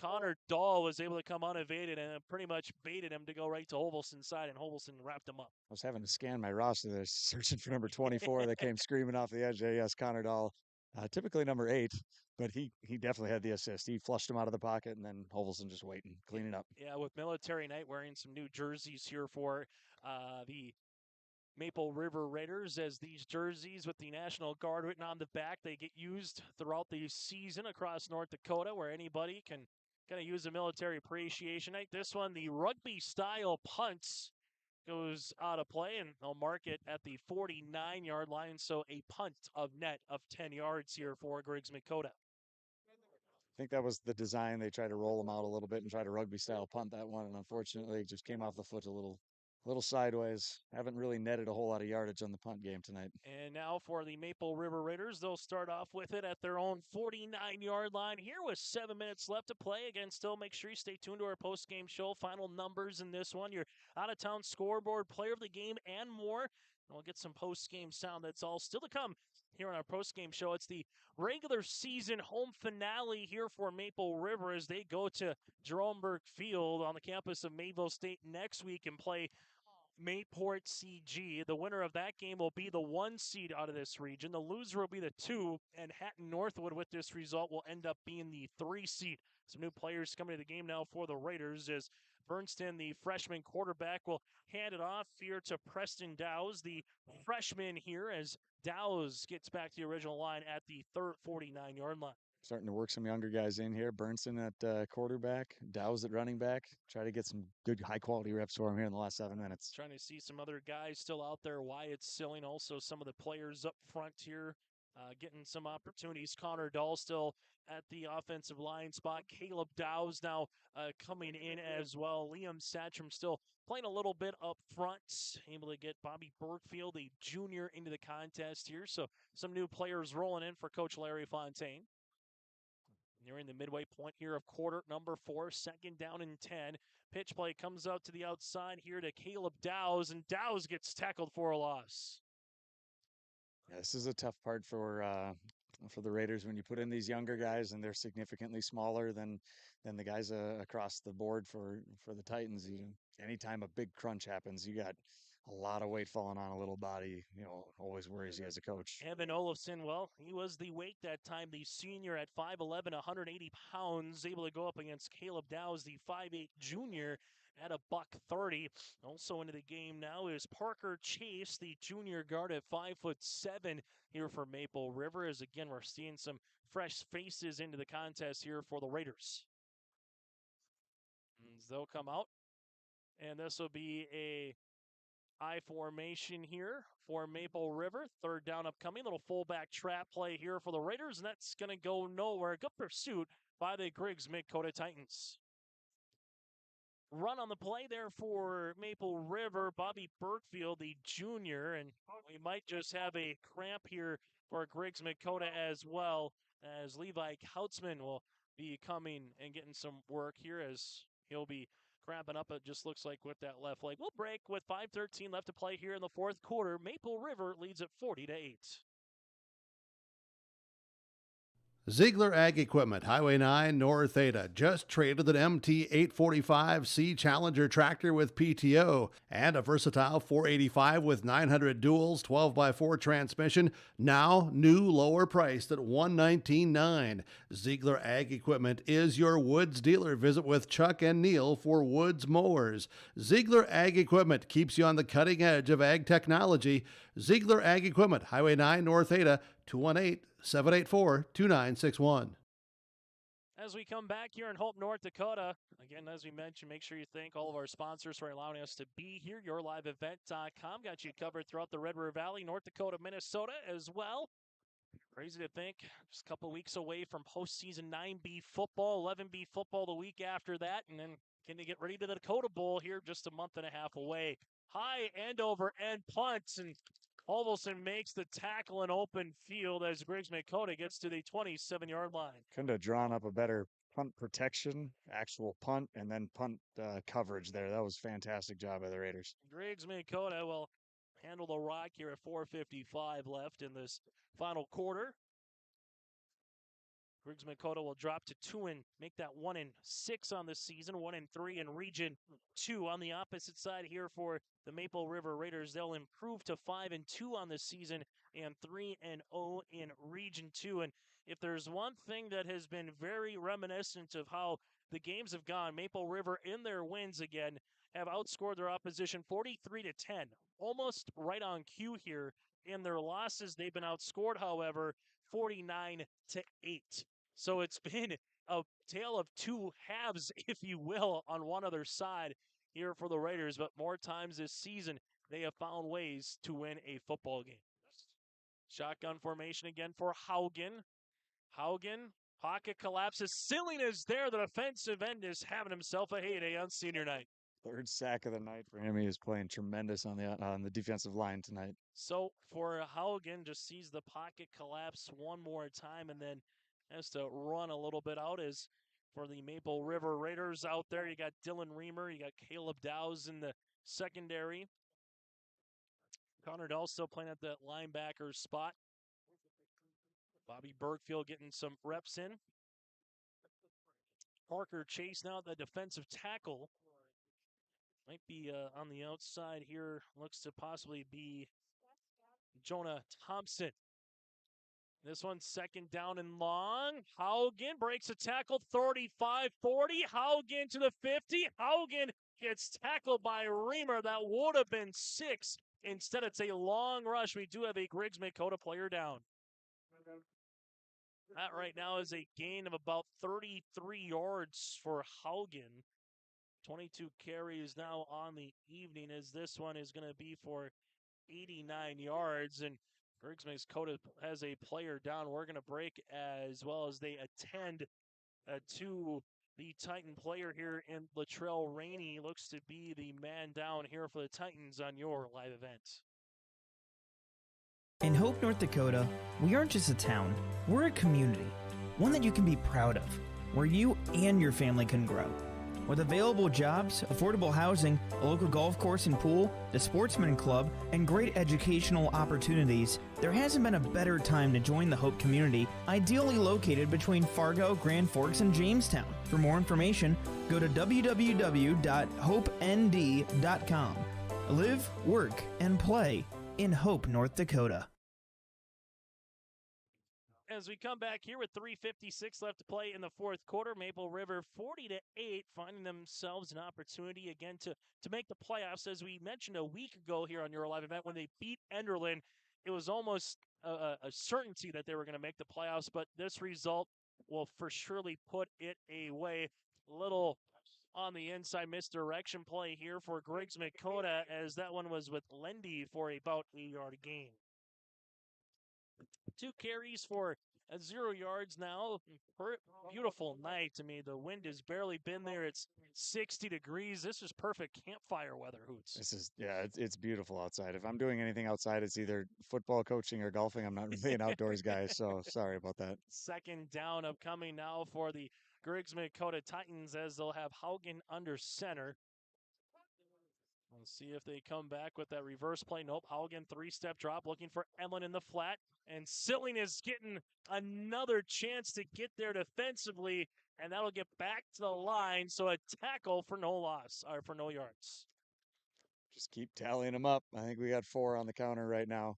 Say, I know I'm supposed to be the guy answering the questions, and you're supposed to be asking the questions. So I got a question for you, Chase. Yep. Do you worry at all? They haven't played a competitive game yet, Maple River. Is that worry you moving forward? And as you mentioned, 7 games this year, but it's been decided in the fourth quarter one way or another, right? I mean, you knew in the fourth quarter kind of what was going to happen, if not even in the third quarter. Yeah, going to it. Every one of those numbers between the wins and losses is substantial. Edlin, pitch play to the outside, and Dahl is going to be there on the tackle for about a gain of 3 there by Edlin. 5 carries now for 5 yards, and that is a good question, right? And maybe that's why Coach Fontaine is maybe leaving some of his guys in a little bit more here tonight to get that, what it takes to play full 4 quarters, because they understand what next week in Mayville is going to be. If they have any chance to meet Mayport CG, you got a feeling that one would come down to the wire. Yeah, absolutely. They got to be ready for a physical battle, both offensively and defensively next week. For Griggs-Midkota, they'll come out 4th down, a chance to add on to what they've done so far with Haugen here for the sophomore quarterback.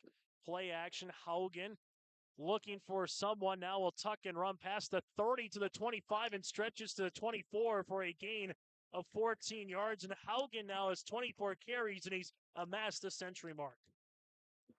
103 yards here for Haugen. You add the 166 for passing. And again, I've said it once or twice, but the future is bright here for the Titans, particularly with this sophomore class. Absolutely. They got a lot of stuff to look forward to here moving on. We got a freshman, Charlie Muse, making probably his first career tackle based on the reception that was given to him after that play. So Muse is into the game now. This will be an inside handoff here for Griggs-Midkota as Edlin works his way to about the 21-yard line. But as you mentioned, Charlie Muse, the freshman, 5'4" and 115 pounds, getting some action here for Maple River. It's always exciting when you get in front of your home crowd and especially in front of your student section right over here and have a little fun, get out and make some plays. As Maple River also going to be in Harley Hushka, the sophomore, as Harley is going to be able to get some minutes here. This could potentially be the final play of the game as Haugen trying to get everybody set at the line. Haugen looking for a receiver who trips, and Haugen gets sacked in the backfield by Bobby Bergfeld for a loss of 3 yards. Lots of tackles for loss for the Raiders tonight, coming all around between sacks and tackles in the backfield. Impressive showing all around by the Raiders defense. Might be a scoreless fourth quarter combined between these two teams as the Titans trying to get one more play out before the clock reaches zeros. They get the play off, inside fullback dive, and that'll do it. A final here in Hope, North Dakota. Maple River wins it 40-8. 6 points in the first quarter, 28 points in the second, 6 in the third, scoreless in the fourth. Griggs-Midkota, 8 points in the first quarter and scoreless the rest of the game. Maple River here at home this season after losing to Morlitz Marion and alongside Weimar Lidgerwood, able to finish it off with wins over Enderlin and Griggs-Midkota. So they'll go 2-2 at home here in the regular season, while Griggs-Midkota now will drop to 1-6. Post-game show coming up next here on your live event. Goose River. River Heating and Cooling Hillsboro, serving the Hillsboro and surrounding communities, ready to provide you with service work to existing and new customers. Whether Corey and the crew installed your heating and cooling system or not, they're ready to assist you with your service concerns. And if it's time to update your heating and cooling systems, whether it's your home, farm shop, a cabin, or office building, give Corey and the crew at Goose River Heating and Cooling a call. 701-430-1990. That's Goose River Heating and Cooling, Hillsboro, serving the Hillsboro area and surrounding communities. There is another way to minimize your farm's risk and protect its equity with margin protection coverage. This is Bethany Rentz, crop insurance agent with IRE Insurance. Margin protection provides coverage against an unexpected decrease or increase in operating margin. In other words, we can put a policy in place to protect you from changing input costs and crop prices on your farm. Let us help you explore this option between now and September 30th to get you covered. For more information, go to IREINS.com. You're protected and appreciated at IRE. My name is Jared, born and raised in Minnesota, and I'm a project director at Enbridge. Enbridge is more than a pipeline company. It's a company participating in renewable energy projects in Minnesota and abroad, and I'm really proud to be working here. We believe a cleaner energy future is achievable. For over 20 years, we've been early adopters of renewable energy, and we're proudly committed to net zero emissions by 2050. To hear more from Jared, visit enbridge.com/Jared. That's JERRID.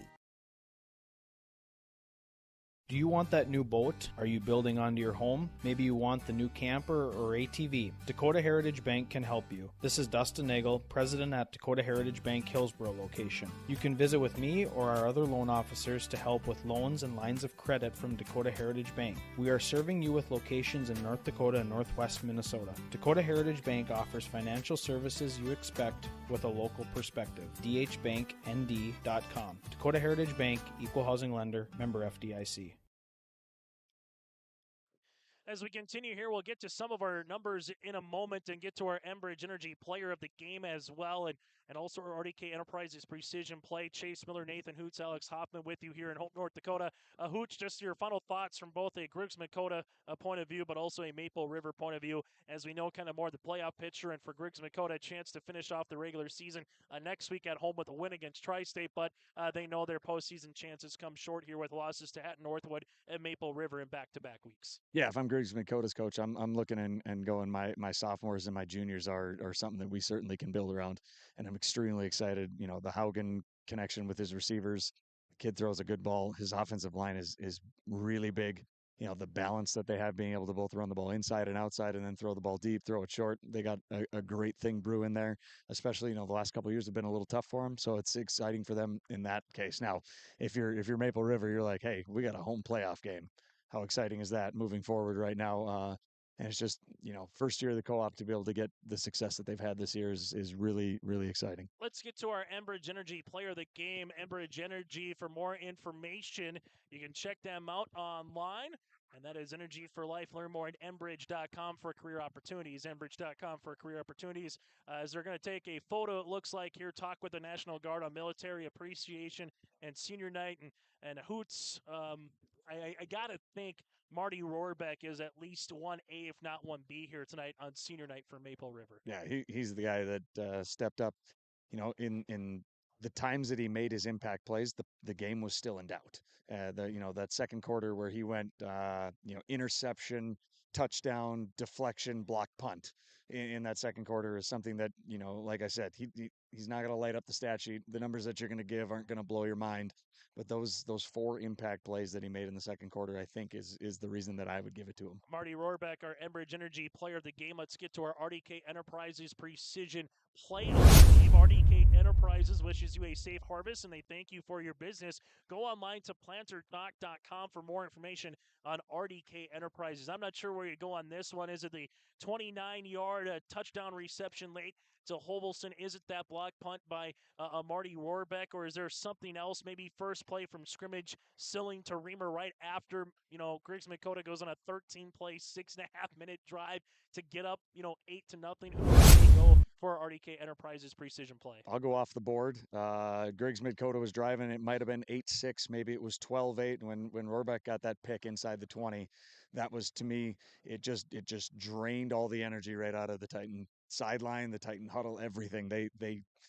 You could just tell that a switch flipped right there. And to me, that was the biggest play of the game. So the player of the game made the play of the game. All right, we'll take a look at some of the final numbers as Hoots will let you kind of make your way. I know they're going to be signing, looks like, some autographs here potentially as well, but if you might be able to make your way down there, we'll get to hear from Coach Fontaine and maybe some of the players in a moment. But as we take a look at some of the final numbers here in this one for the Maple River Raiders, they finished with 367 yards of offense. They were able to have 187 through the air, 180 on the ground. Hovelson, 15 carries for 142. He surpasses the 1,000-yard mark.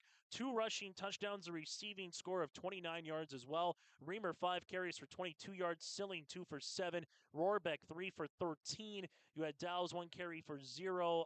Bergfield, 1 carry for -1 as well here. T. Silling, 5 of 6 through the air for 187 yards, 4 touchdowns, and 1 interception here tonight for Maple River. A catch and a score by Reamer of 64 yards, a catch and a score by Drogan of 19. Santrum, a catch of 26 yards. Rohrbeck, a catch of 49 and a score. And Holvelson, again, a catch and a score for 29. 5 penalties for 35 yards, 1 interception here for the Maple River Raiders. And before we continue on with the Griggs-Midkota stats, standing by with Nathan Hoots is head coach Larry Fontaine on this one as the Raiders now get to 5-2 on the season, but more importantly, get to host a playoff game as well, bar minimum here. Hoots, let's toss it down to you with head coach Larry Fontaine.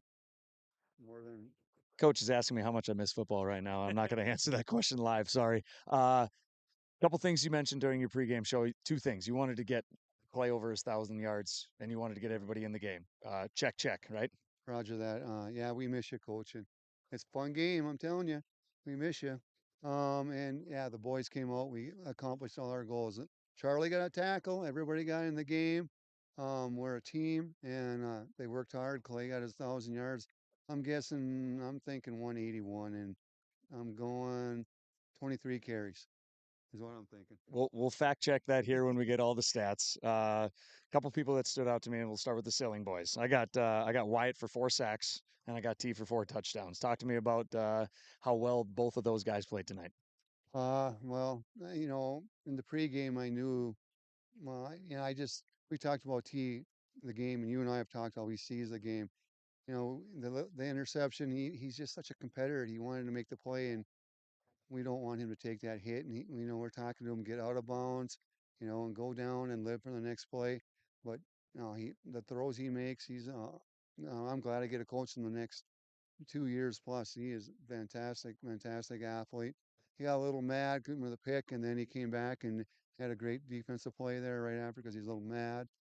The kid's the world, I think. The world's a stage. I mean, he's a good athlete, and I'm lucky to coach him now. And Wyatt, Sully's Breckheimer's our assistant. He's working with Wyatt, and we think Wyatt's figuring it out at DN now. He's taking some different moves, doing some different inside moves and whatnot, and he had a great game, and we're proud of him.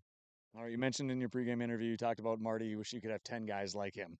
I'm going to give you the sequence that he had in the second quarter. He went interception, touchdown, a big deflection, and then a block punt. Talk to me about what Marty means to this team. Marty is he's just all go. He was so tired, and he came off actually, you guys don't know, but he came out because he's just so wired. He just couldn't breathe. He was just jacked so much, and we had to take him out for a couple of plays, unhook his pads, and just so he could calm down a little bit and breathe. Him and Clay are the heart and soul. They just don't quit. They're just boom, boom, boom, want to play, and they're tough kids. I mean, I'm lucky. All right, you've had 7 weeks of what I'll call the appetizers, and now you've got your main course game coming up this week against Mayville.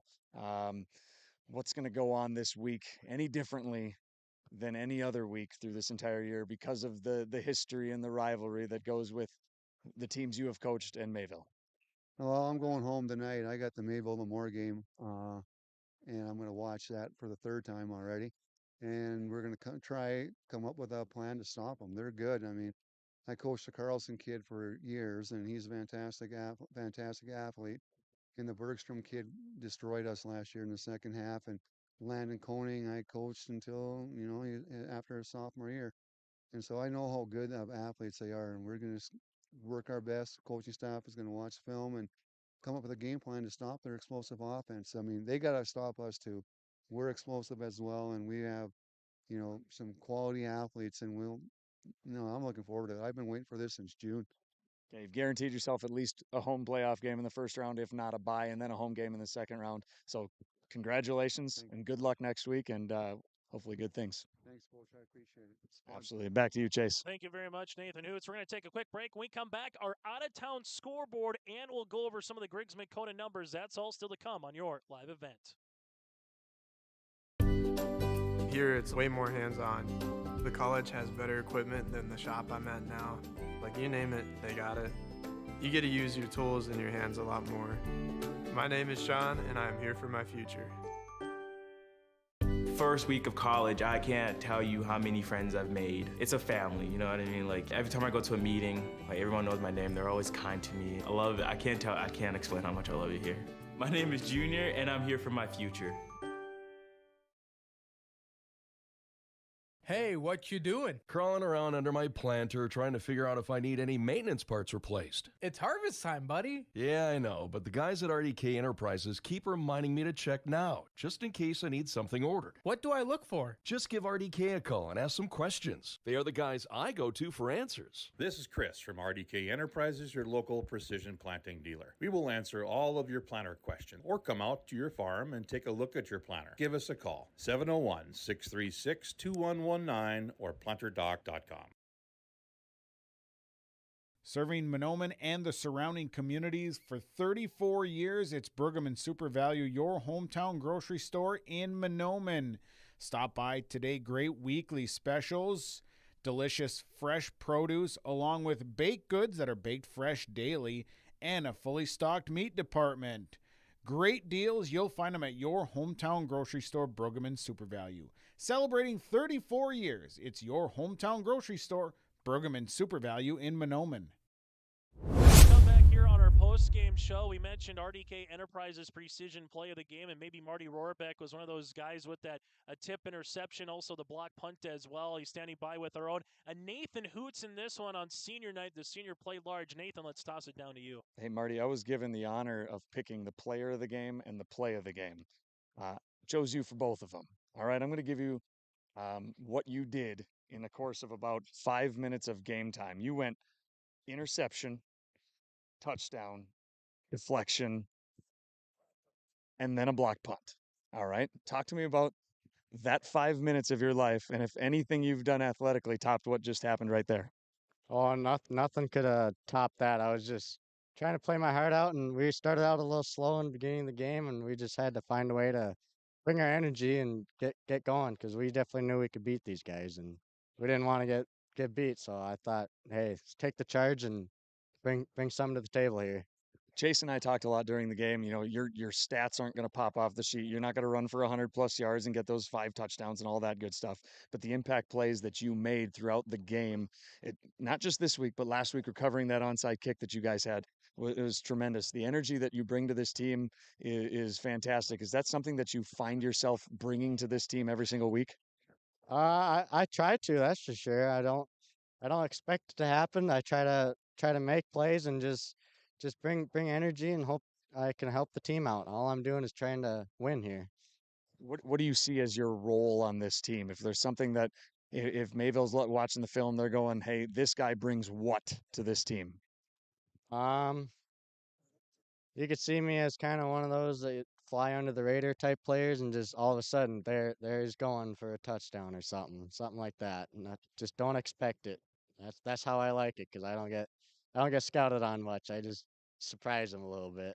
Absolutely. Now, if memory serves me right, the last time you played against Mayville, you had a touchdown. Am I right about that? Yep. Absolutely. All right. So going into next week, region championship game, if you want to call it, you don't get to play in a whole lot of those types of games in football where it comes down to the last game.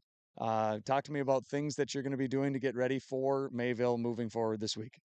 We're going to be trying to get mentally mentally in there so that we don't come out slow like we did tonight. Because if we do, we're gonna get punched in the mouth pretty hard, and we just want to keep our composure and not get rattled if things go wrong during a game. So all week we're gonna be trying to work mentally and keep our bodies physically healthy. All right, very well said. Drink some pickle juice tonight. Do whatever you got to do. Take that ice bath, but no more cramping. Can't afford to have that moving forward. Hey, good luck this week, and let's go get another W. Here you go. Thank you. Chase, back to you. Thank you very much, Nathan Hoots, there with Marty Rohrbeck, our Energy Enbridge player of the game, and RDK Enterprises Precision play of the game. For Griggs-Midkota in this one, they would finish with 276 yards of total offense. Brady Haugen with 168 yards through the air, 100 yards on the ground as well. Edlin, 6 carries for 8 yards. Lendy had 2 carries for 0 yards. A rushing touchdown by Haugen back in the first quarter that capped off a 13-play drive. Leading receiver is Rainey, 6 catches for 90 yards. Hilbert had 1 for 17. Carlson, 2 for 26. Woodstead had 1 for 24. And also Johnson, 1 for 13 here tonight as well. Again, 276 yards. 5 penalties for 35 yards, and there was 1 interception here tonight. Let's take a look at some final scores. In Region 2, Mayport CG over Enderlin, 56-14 in Enderlin. So Mayport CG's unbeaten in region play. Also Maple River. Divide County with a 44-14 win over Berthold in 9B football. So the Maroons continue to stay undefeated in 9B football.